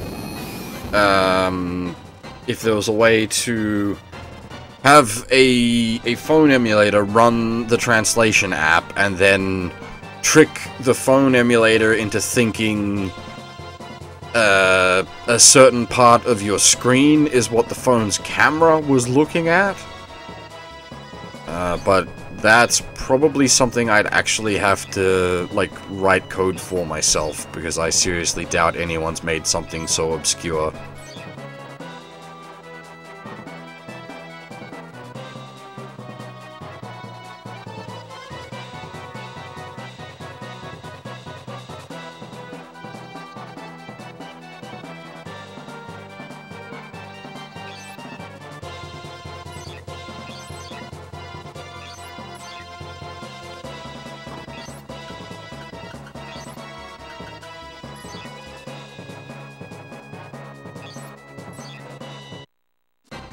Because there's no, like, desktop version of the translation app that on, like, for the phones. I don't know why, but it's like, specifically, there is no desktop version of it.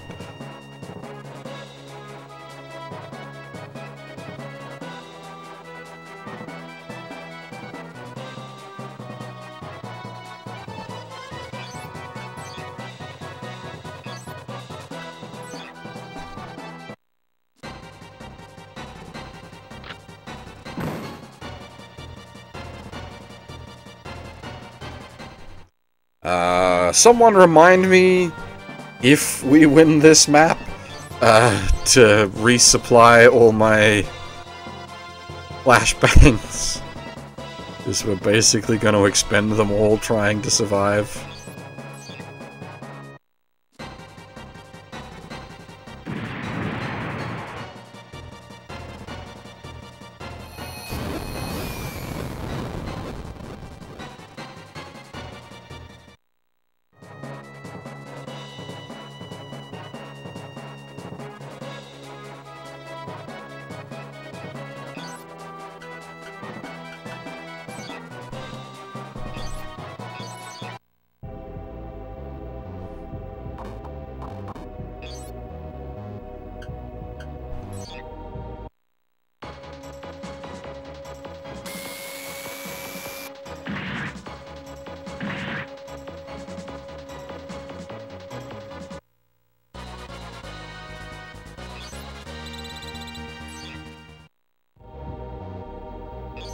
Actually, think about it, I assume maybe the reason they don't have a desktop version of the translation app is to prevent people from doing exactly what I want to do with it. Use it to just translate games for free, basically.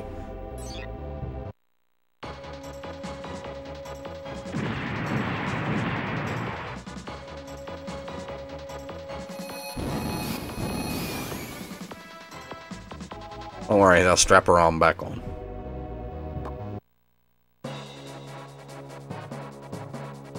And I think that one isn't stunned.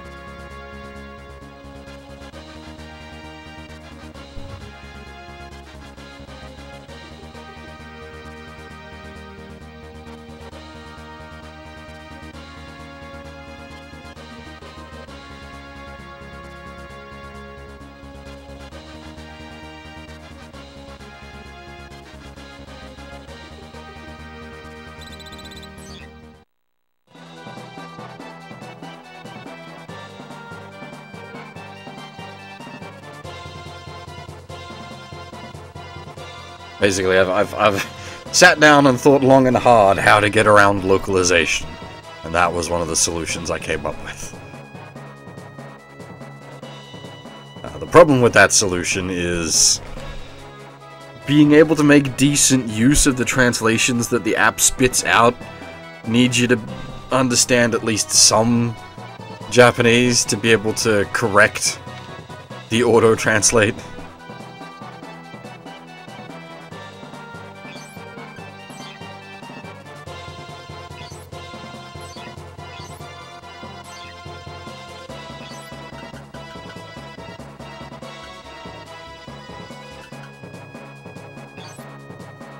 Okay, he did reload his weapons that time.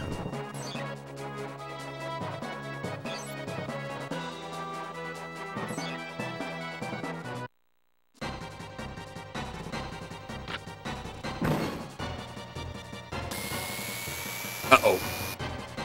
Stuns wore off.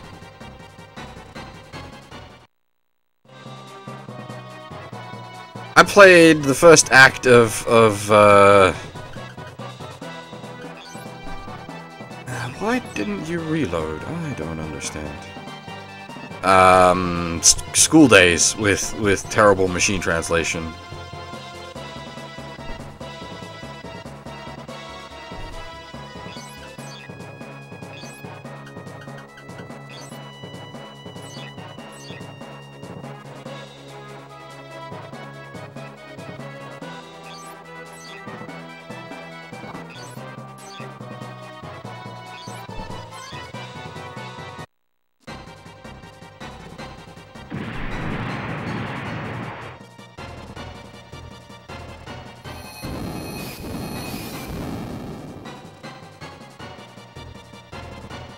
I think School Days got a translation, or some of it did. It's really not worth the bother, though, honestly. It's all the fuss because of the boat murder, but like,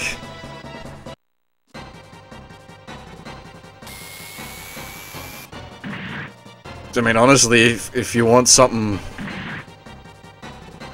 that's properly interesting, actually go read Boat Murdered.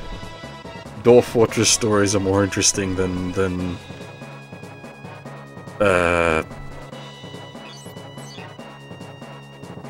School Days.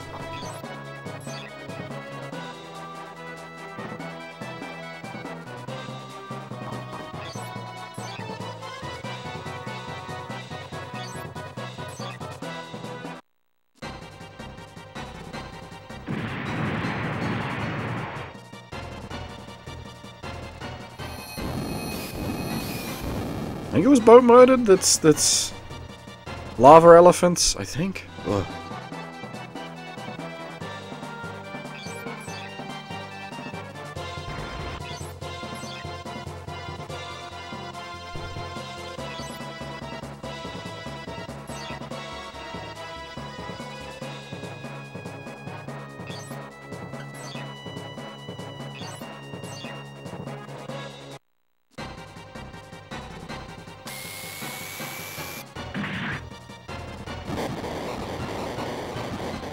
Dwarf Fort is one of those impenetrable messes I would love to be able to get into, but I just don't have enough autism levels.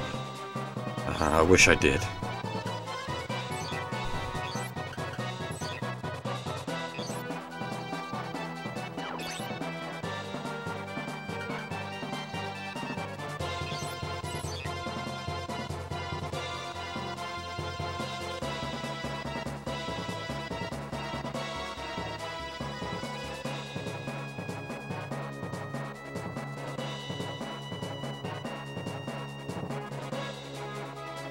Yeah, Dwarf Fort.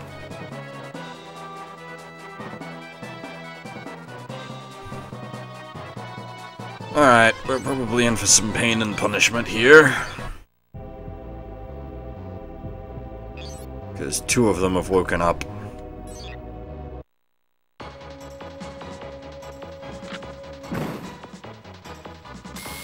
Oh, dang.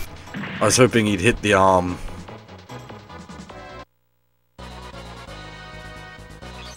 If you want to learn Switch, Lloyd, now would be the perfect time.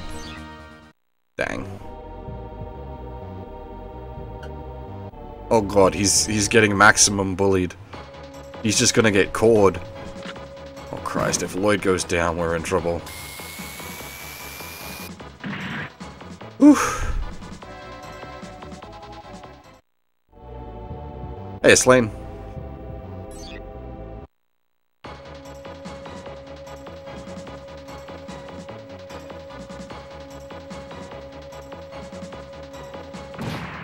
Oh no! Oh, that's bad. There goes my fucking Pez 8. Oof. That's my big missiles.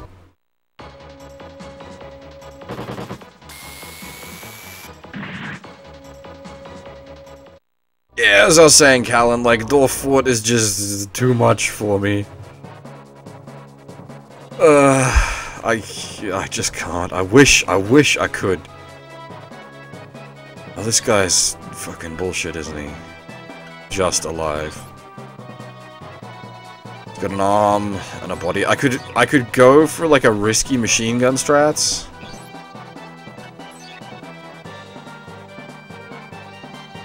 Or I could huck missiles at him. Frostpunk, Frostpunk. Which one's Frostpunk? Wait, is Frostpunk the zombie survival one by the this War of Mine crew?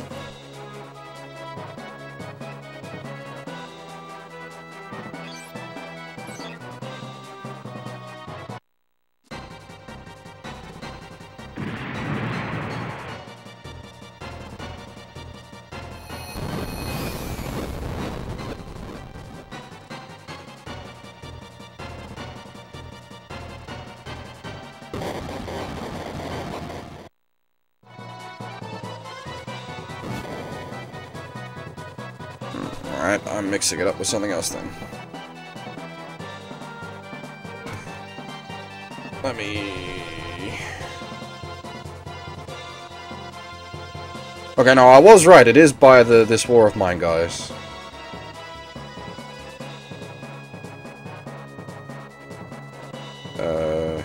Just not zombies. I don't know where I got zombies from. Yeah, no, I have actually been meaning to check out Frostpunk. I really enjoyed this War of Mine. So I absolutely want to check out Frostpunk.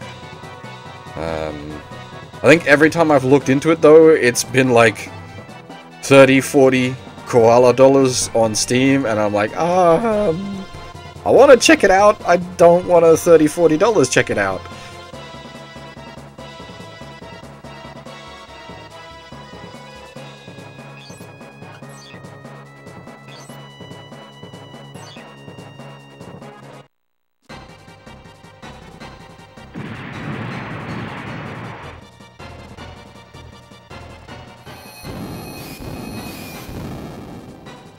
Nice! No arms.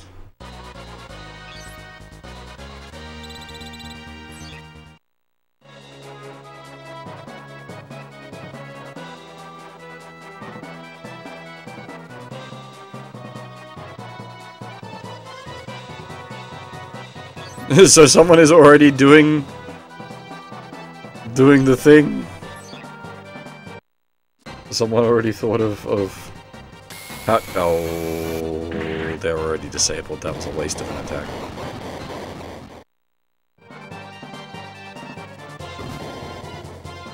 I like that people want to play CCC so badly, they've just given up on, like, official release or fan translations and are using text hookers. God, it's like the old days.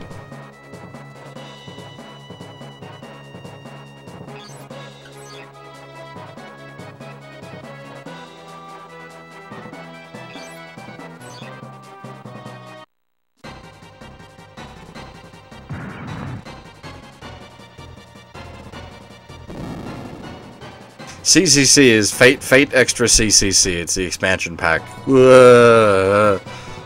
Sequel?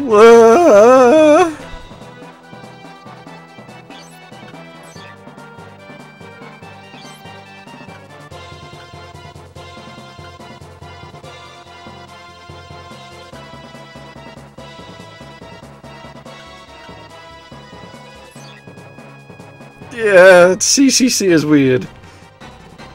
It's extra weird, but it's also weird. We're getting lucky hits with these bazookas.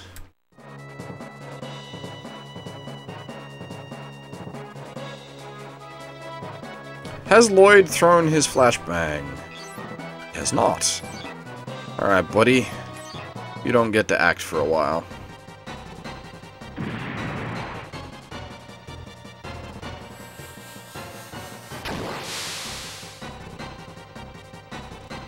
Speaking of flashbangs, I've been watching Gao Gaga. That shit is, like, actually epileptic-inducing. Holy crap. It's real bad. Anytime the bad guys are on the screen, it is, like, actually violent flashing.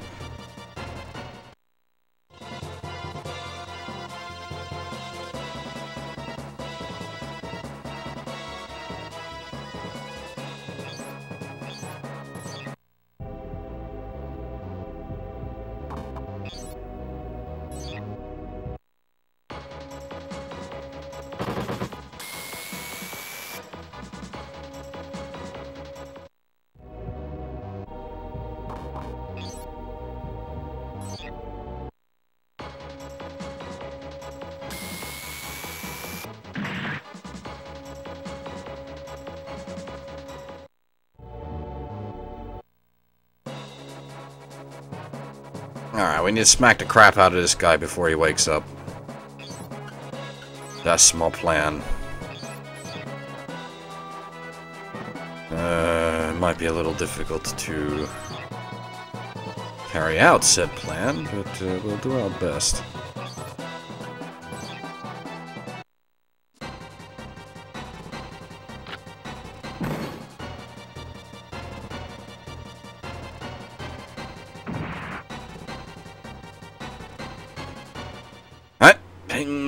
Just got dicey. Does anyone have any missiles left?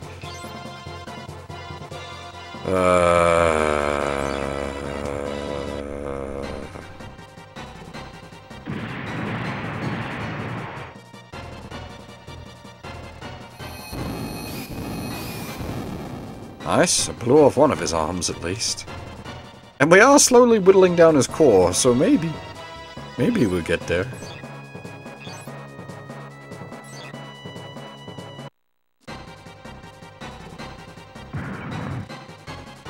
The Gilgamesh translation is like a Let's Play translation, if I recall correctly.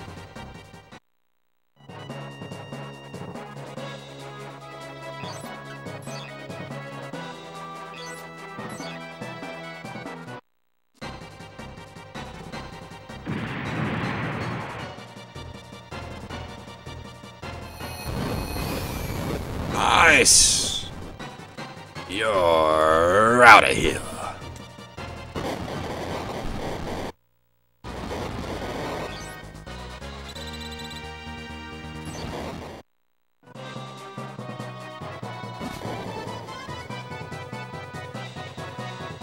Alright, somehow we are surviving. Just.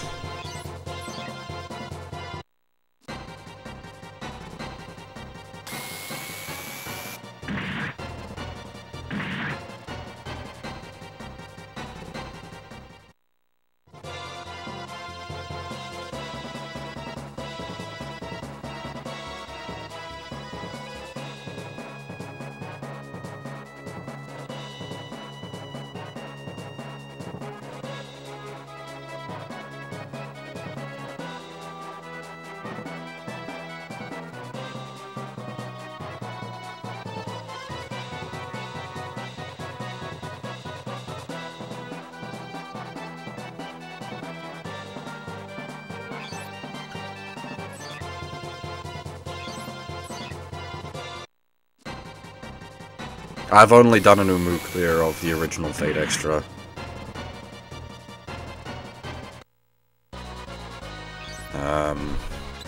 I do want to go and do a nameless clear at some point.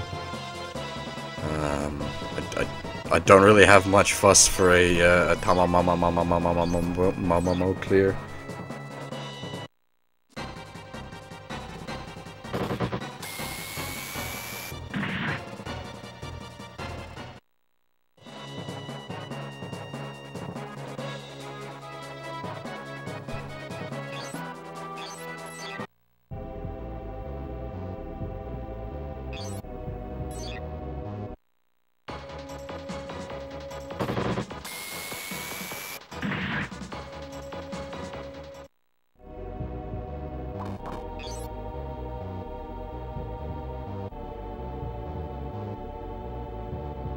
So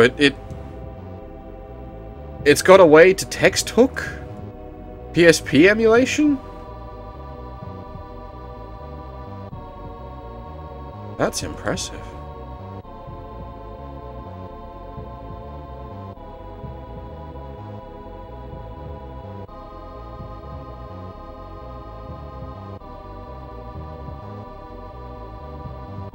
I assume you're gonna need like actual memory addresses for all of the text, or is it just reading like the text box? It's reading it as it writes text to the text box.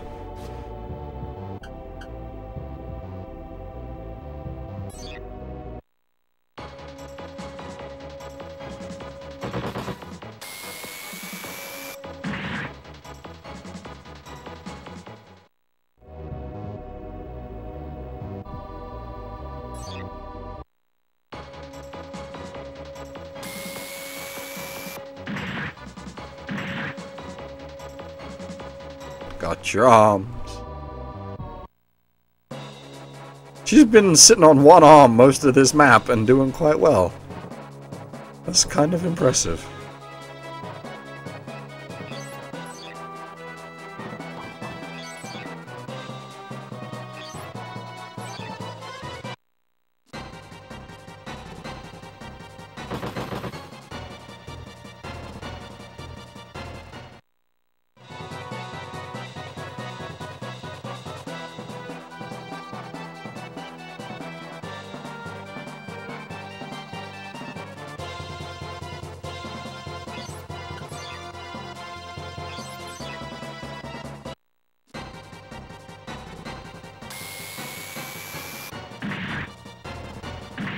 Nice! Big XP.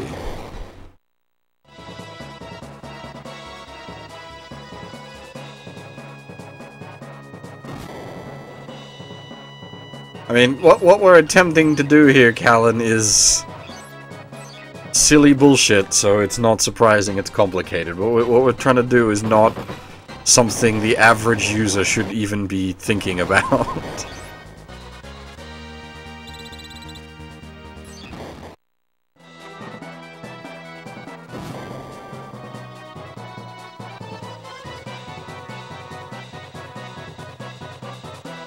Like, for your average citizen, this is not the solution you want to be considering.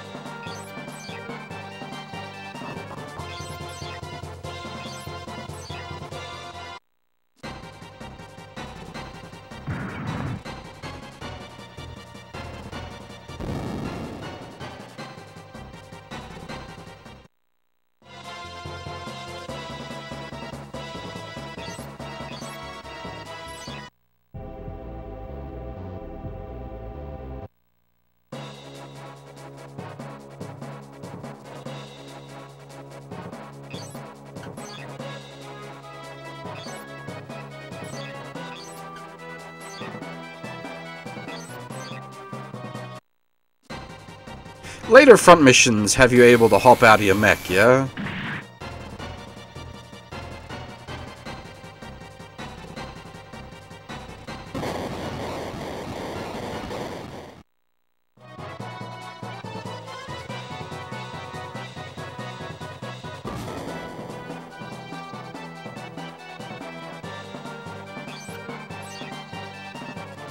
Only 3? Okay.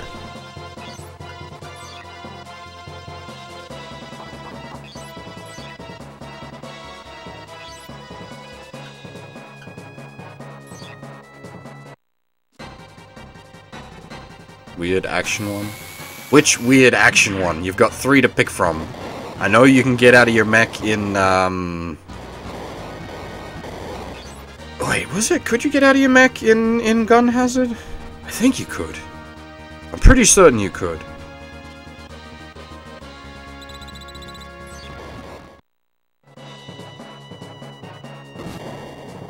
Oh, evolve.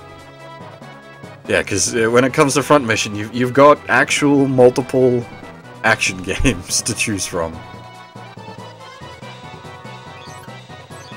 Gun Hazard being legitimately really a good game.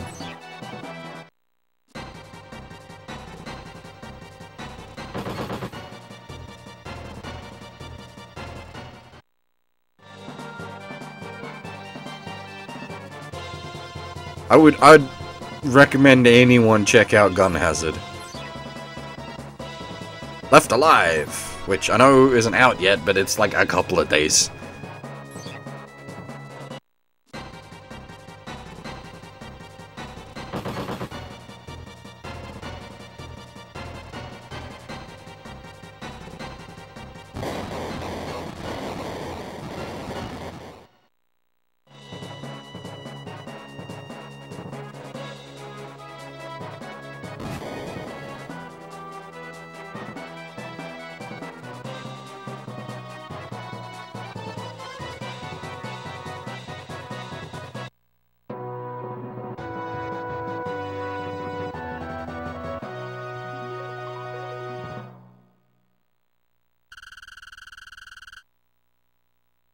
A lot of people got started with 3 because it's the first one released in English.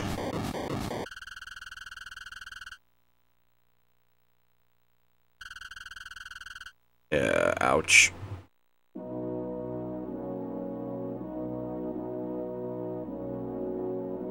Freedom City! Is this actually it? Ah! Shit, fuck, I didn't realize that was... I didn't realize it was instant spin on. Oh no. This is a big stompy bot map. This is the first time we encounter the equivalent of mobile armors.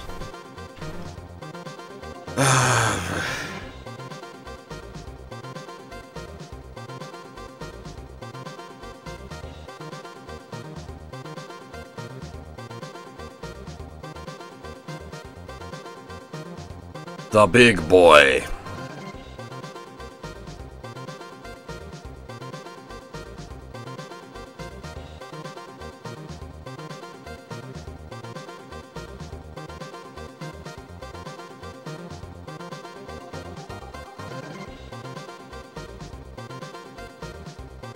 So rather appropriately, Freedom City.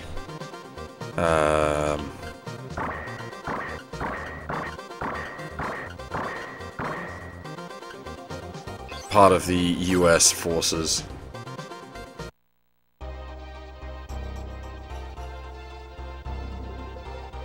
Ay, ay, ay, ay, ay. This is... oh. This thing is...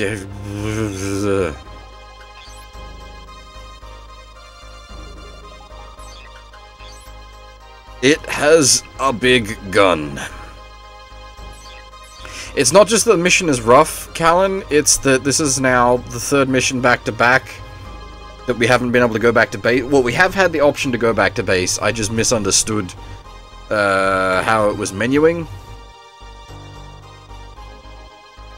I didn't realize I had to manually menu back to base and not just click on the next city.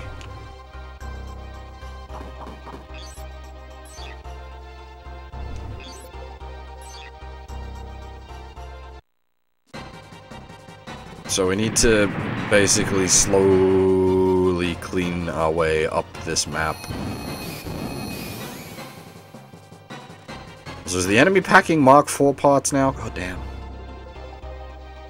And, like, I didn't equip properly 2 of our units, because I didn't realize we would have such big deploy limits. So Paul and Adler are in old and busted, Paul doubly so, Adler's at least in a full Mark IV. Adler's in fucking, he built it in a cave with scraps.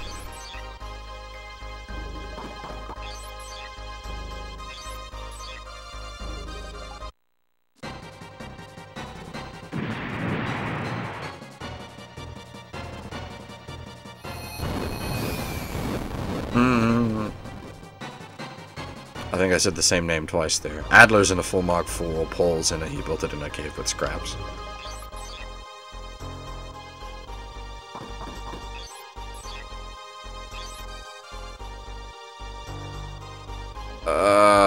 Fine. This is a waste. I probably shouldn't do this.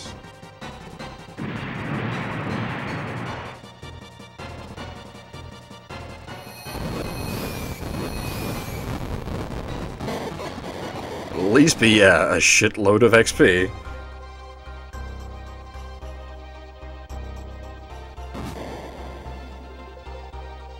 Alright, where's the big boy?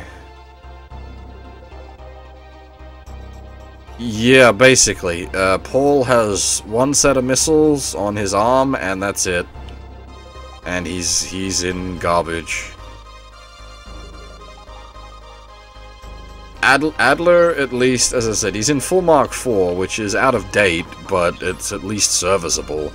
And Adler has melee stun. So he can keep himself alive just by bopping people and stunning them.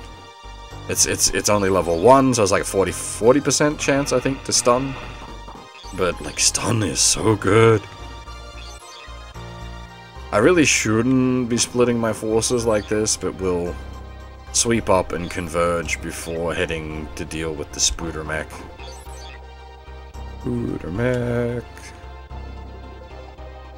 Which one has the Piz? You do.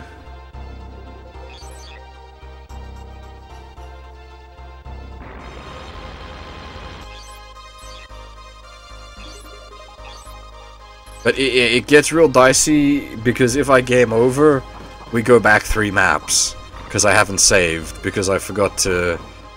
Oh, not... I misunderstood the map, and didn't go back to a city, and save in the interim. How far in are we? Not sure. 8, 9 missions?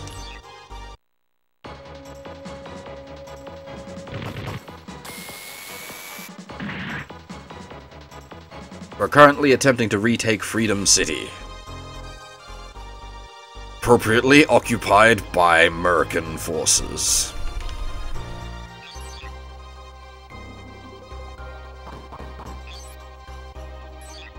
Adler doesn't even have any missiles. Poor boy. He's just running in scraps.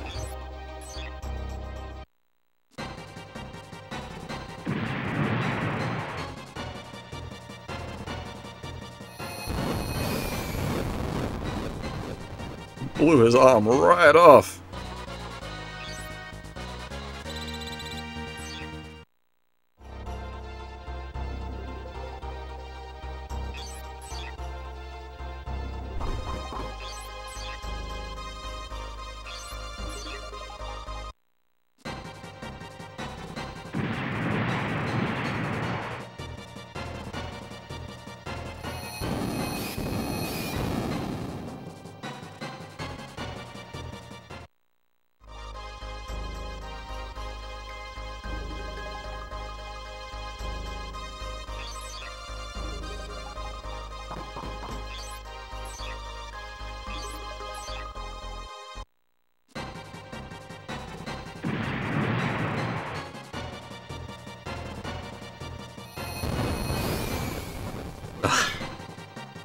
Really can't afford to be lobbing egret shots into the void. Those all need to be hitting.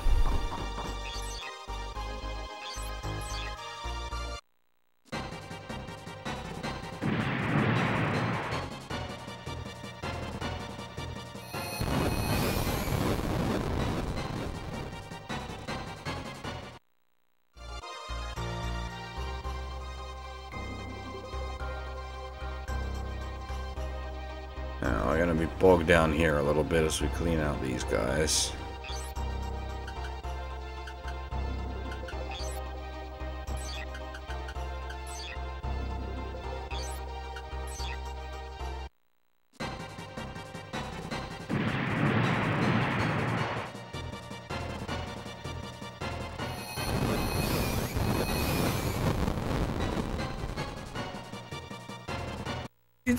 Is he carrying a mech-sized P90? Looks like he's carrying a mech-sized P90.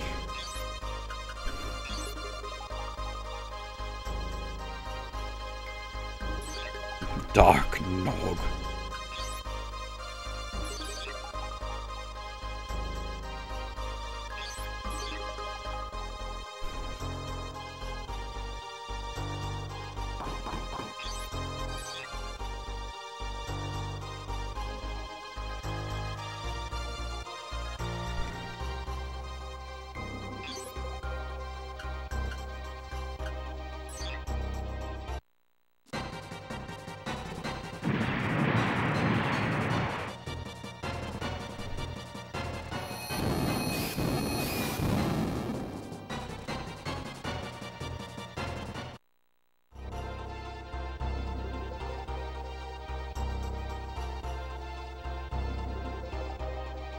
Oh god, it's still using Atlas V14? Or is that you've just had that sitting around since the good old days?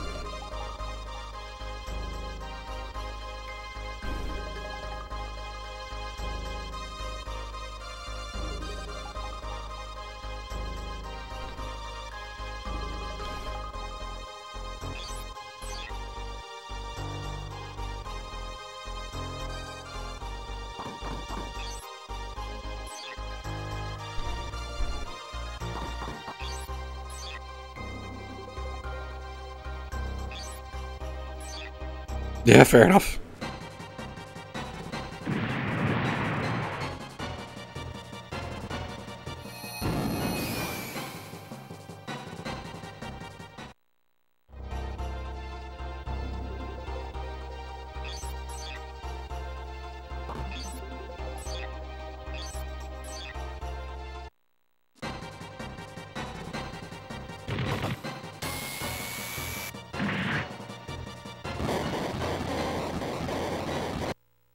Nice instant core.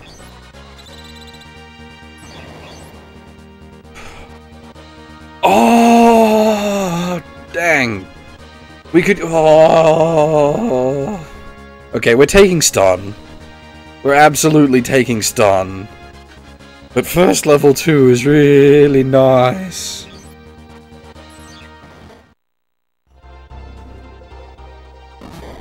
Alright, now Yang is a true melee monster.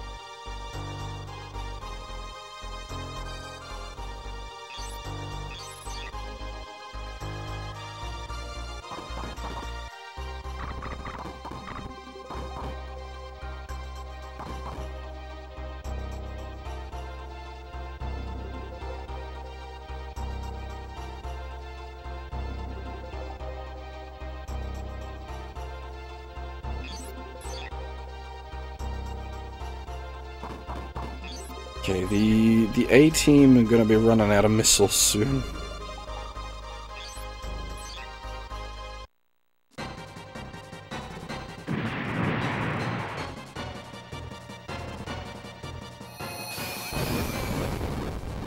Legs is not what I wanted. Arm would have been nice.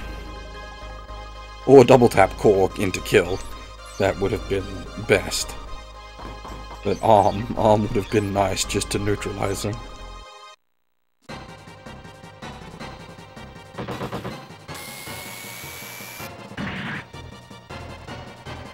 Well, now he's extra neutralized. Punched his gun off and stunned him.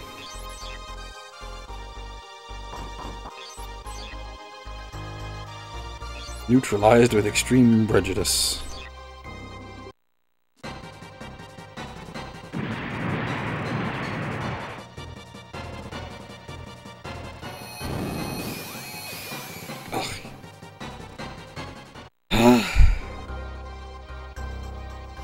Having that miss multiple times is rough, because one shot from it really isn't worth much.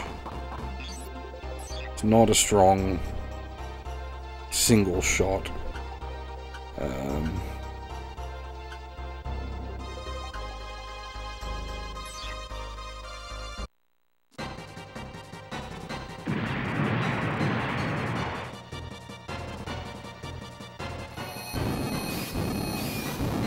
That's more like it. Not exactly useful damage, but it's something.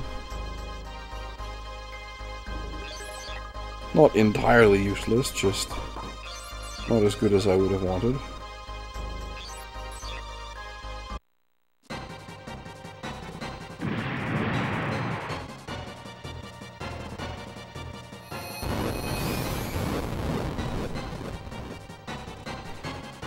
Got the wrong arm.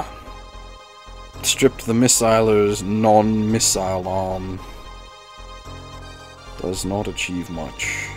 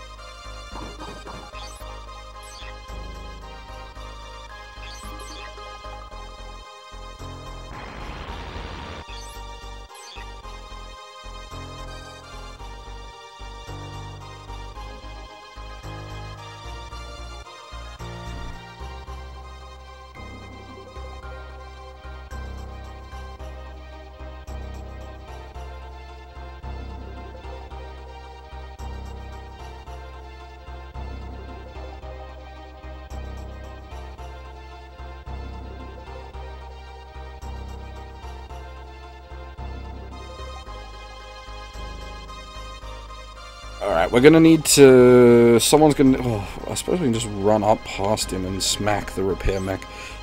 The problem is, like, trying to diddle the diddlebot while its support truck is still there is just gonna get us wrecked.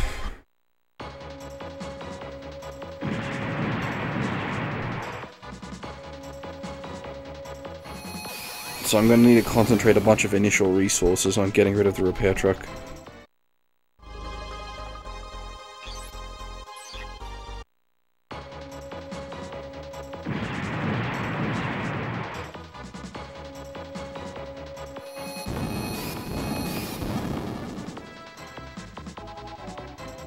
What was I telling you about Paul earlier? Poor boy. The old and busted mech just can't keep up.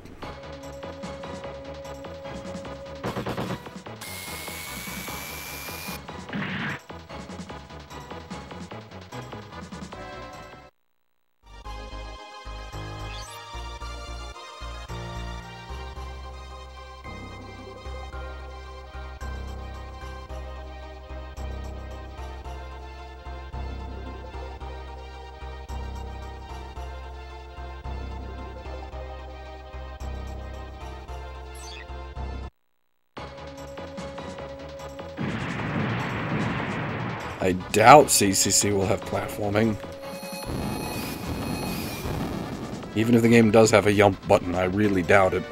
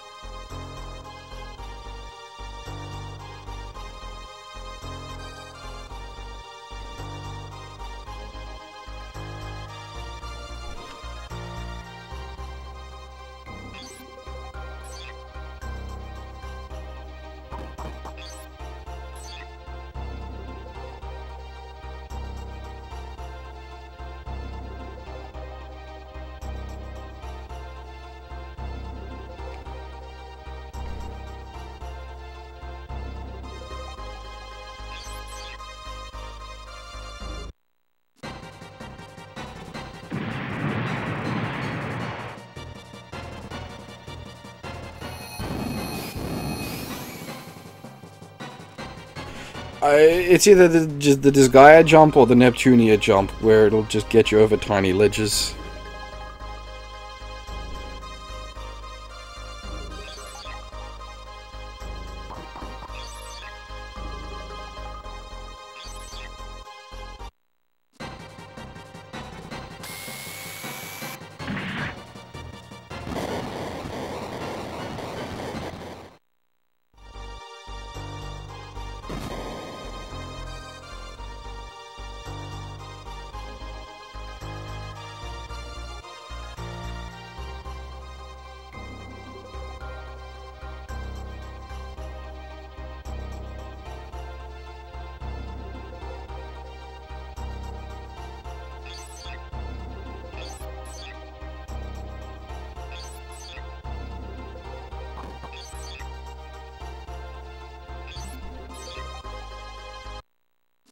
Give their support truck some missiles before it can start doing supporty based things.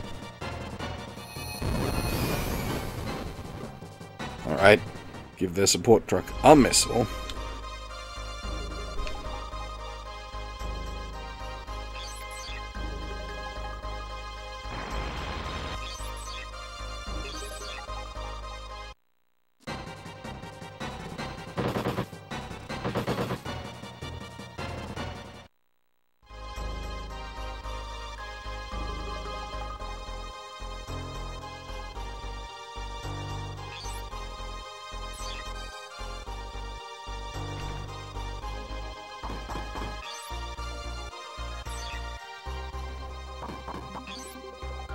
Does he have no missiles left, or we got the range banding wrong?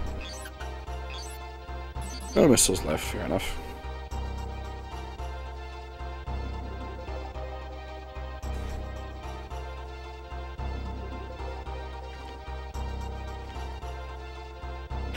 I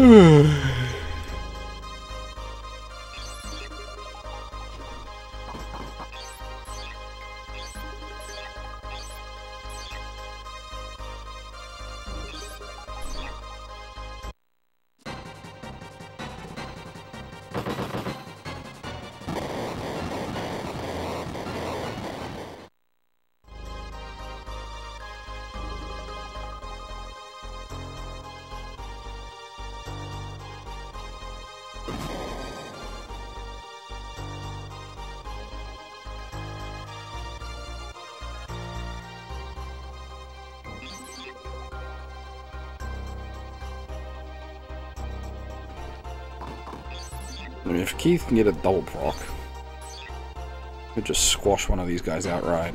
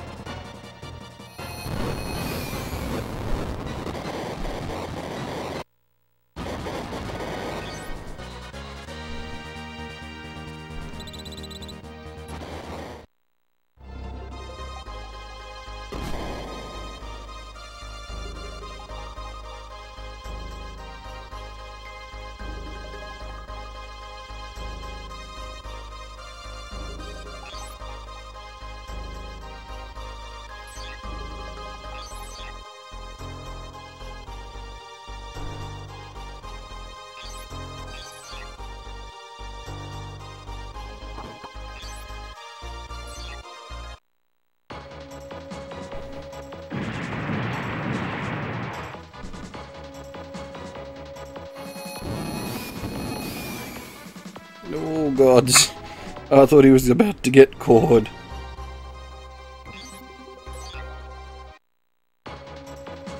I'm not talking a lot, sorry Nova, I'm very tired. I didn't actually mean to run into a third mission. I was gonna save and pack it up after the second mission, but we accidentally mismenued and got ourselves an additional mission.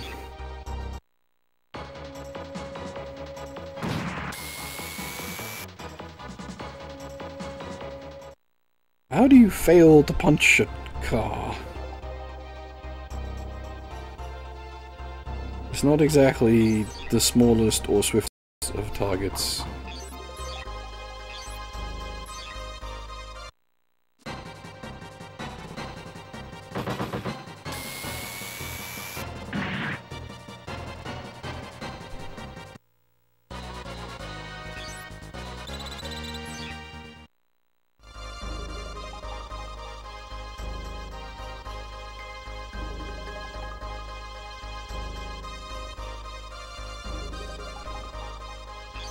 We need to be careful here with how we aggro the spooter bot.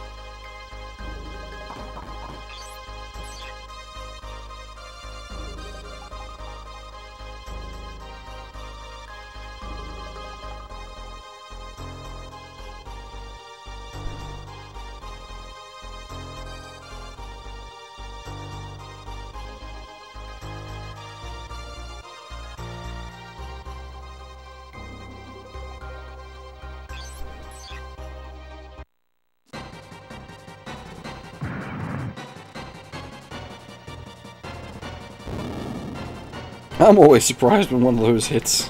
We've actually had a good string of luck with getting those to hit.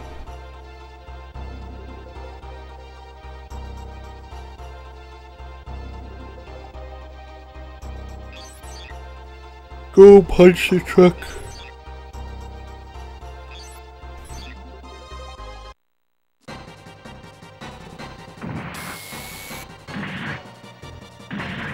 Nice. Very much punched truck.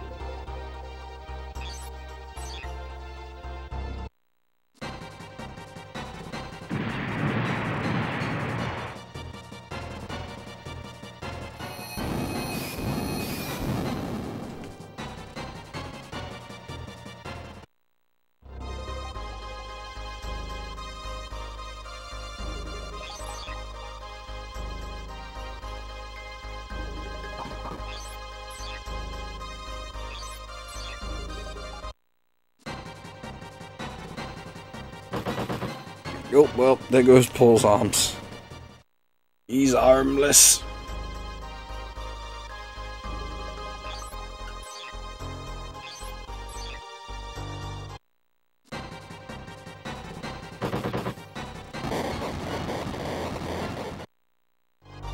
The truck's being a bit of a motor hobo. He's caught a few guys.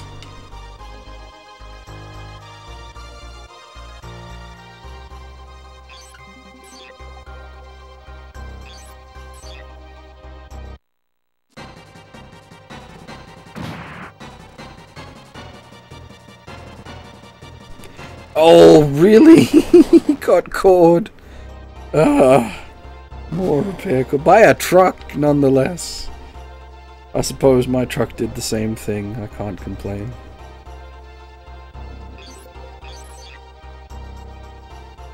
If that spooter starts moving... Okay, good. I'm just really scared of that spooter starting moving.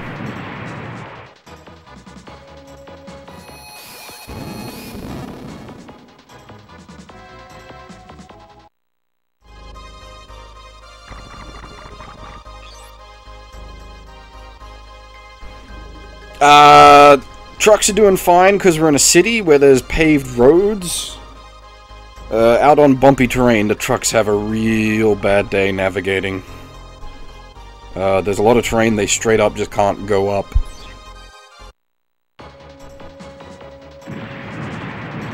And their move speed is pooped out.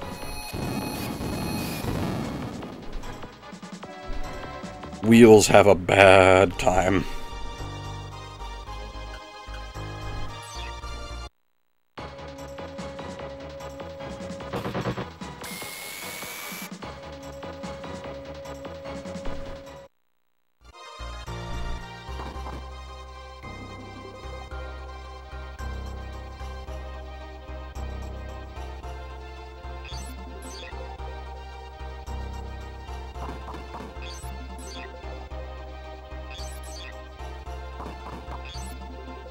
He doesn't have any E-grade ammo left. Crap.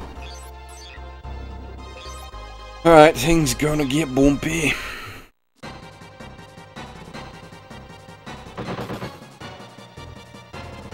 I need to break them before they all start sitting next to their repair truck and getting all their arms back.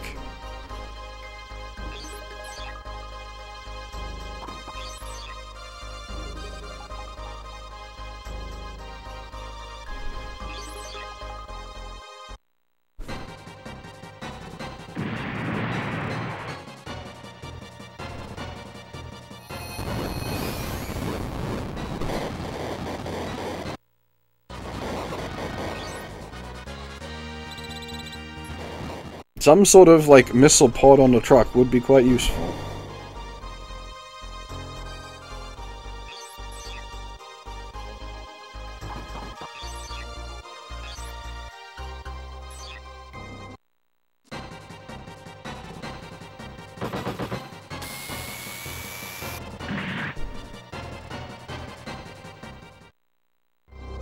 Adler is getting very close to death.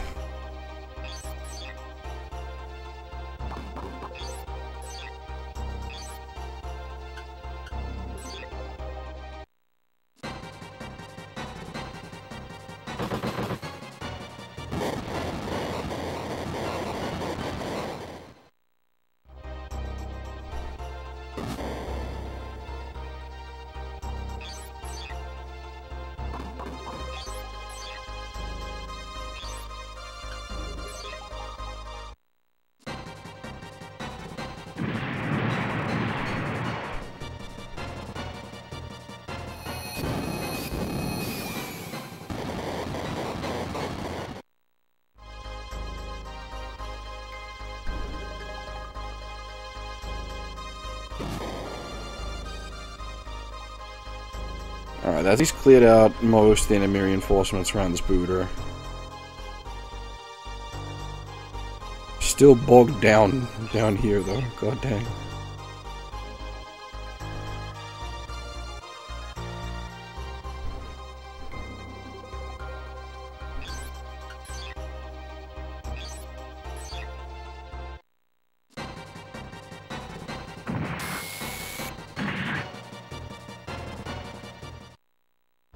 I was hoping she'd roll her double.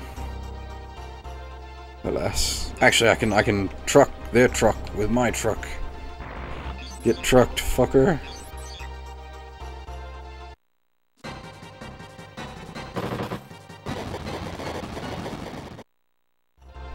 Okay, that was not worth much XP.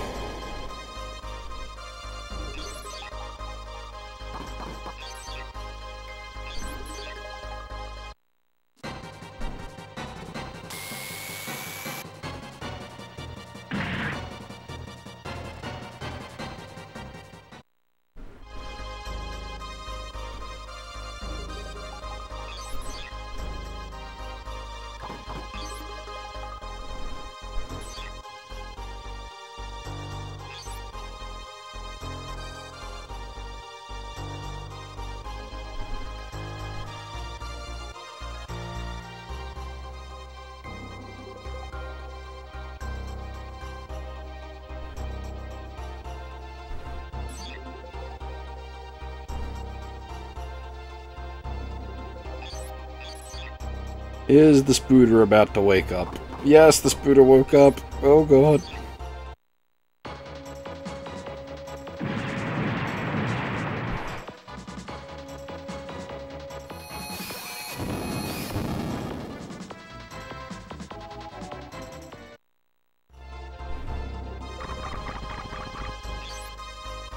Please don't die, Paul. I don't want to pay the repair bill. He's dead, isn't he? He's totally dead. See ya.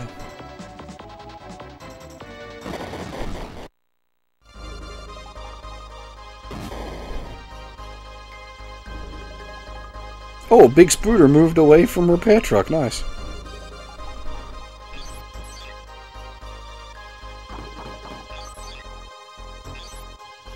Time to go bully truck.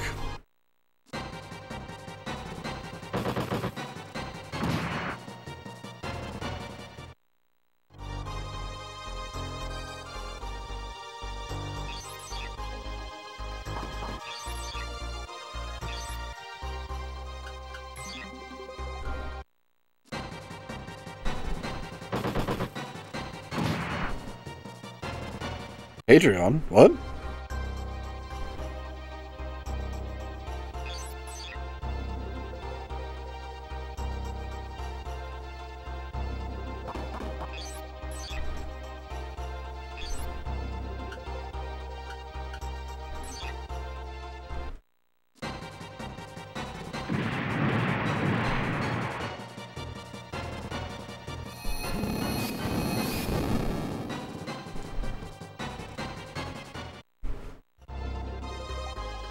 Yeah, the translation tools have really come quite far.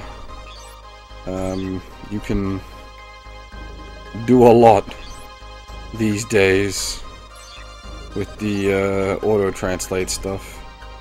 Has he got anything? Oh, he's got arms. Okay. Just everything's about to fall off.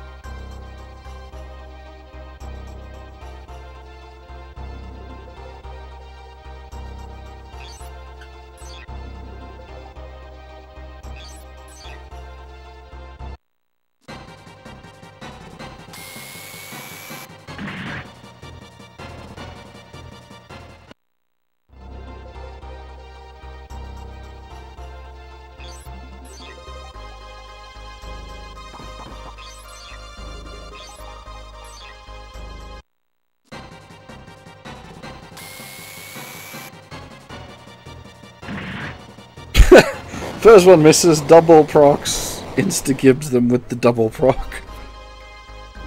Oof.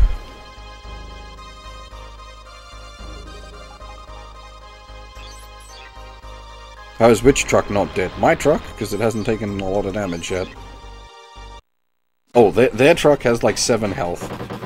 We got bad luck.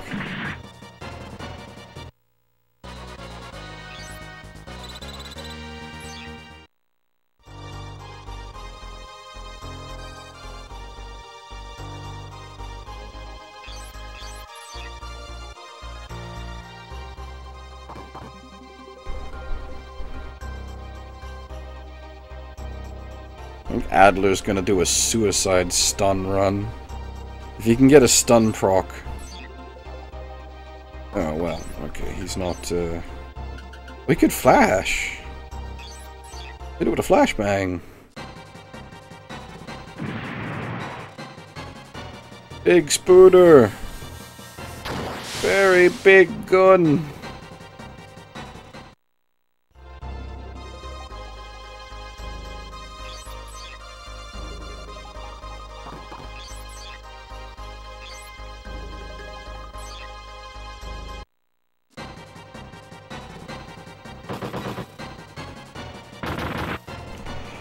Ah, the flash didn't work!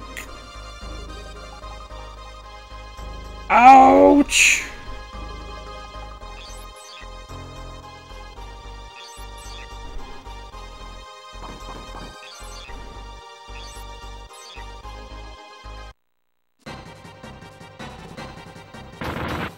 Very big gun goes before melee and cause Keith.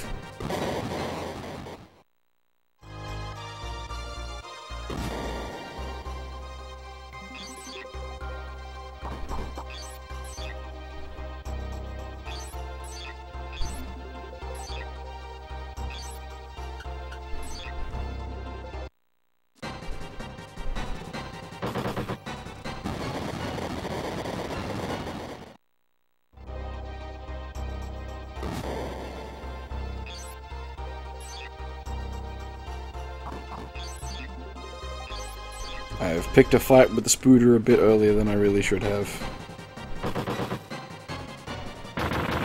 Oh my god, she just got caught as well.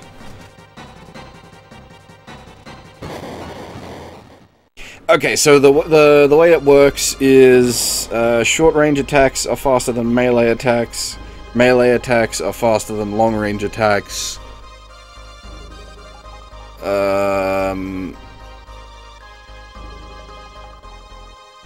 Long range attacks are faster than short range attacks?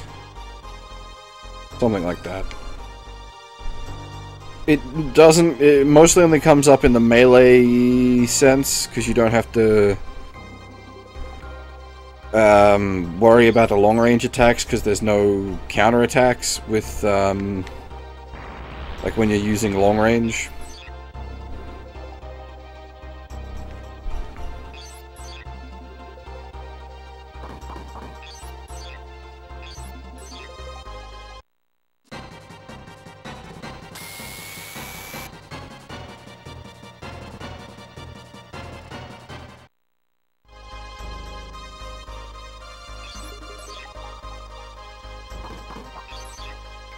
And if you're using the same type of attack, I believe it bases it off a certain stat. Probably your reflex skill or whatever it's called. Your all-round, all-purpose defense stat.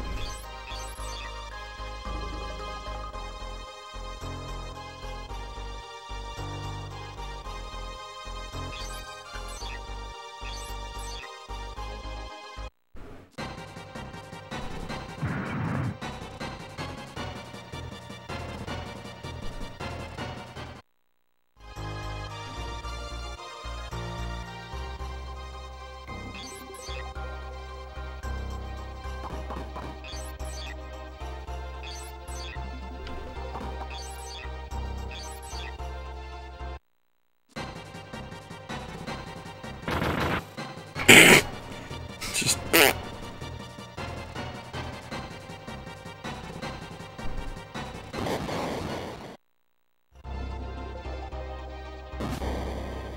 It does so much damage.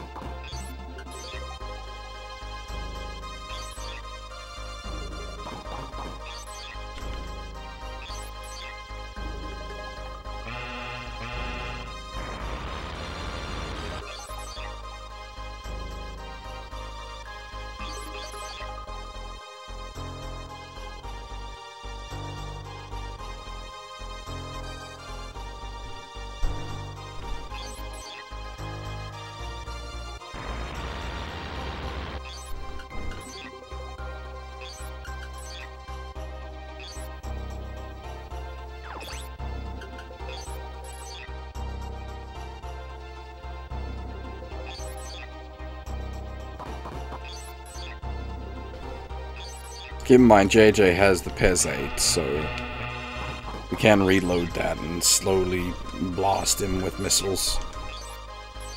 Also, this bazooka is coming in real useful. Because the big gun on this booter is 1-1. So, if the bazooka can't hit anything, it ain't gonna do us much good.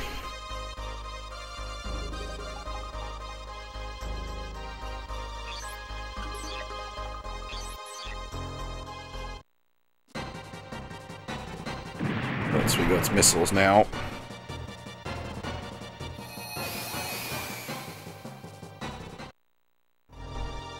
Don't tell me you can't hit this guy out of range 1.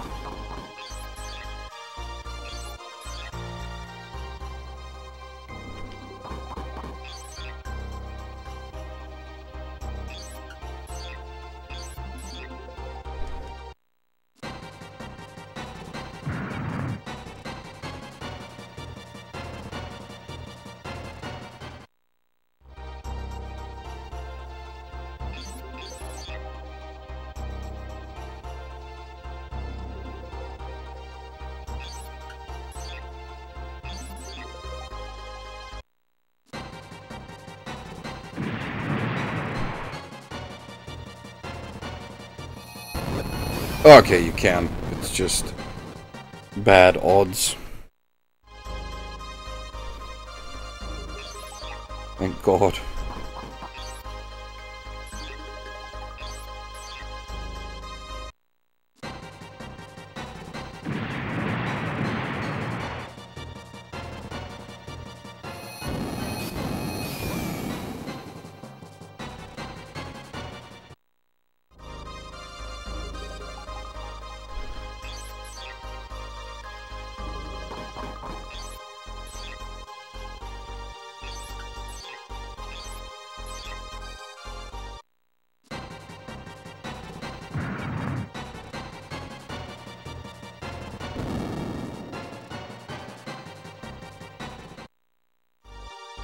Thankfully, its AI has fallen asleep for some reason. Not that I'm complaining.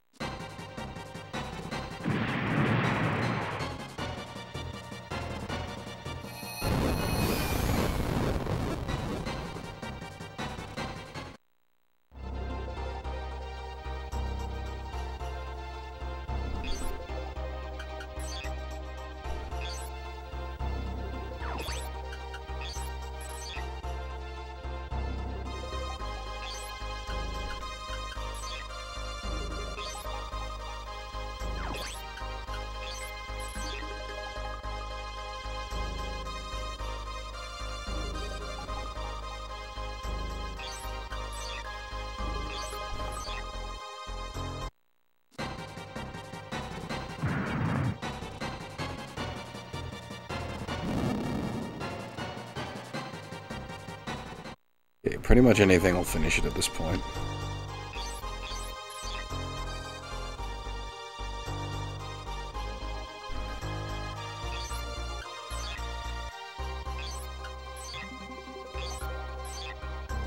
Give him the big missiles.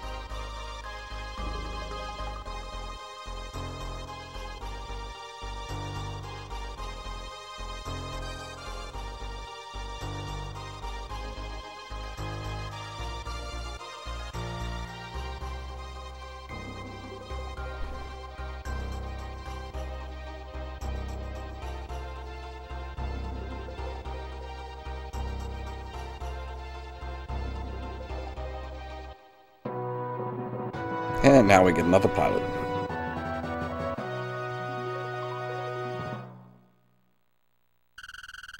The repair bill is gonna be nasty.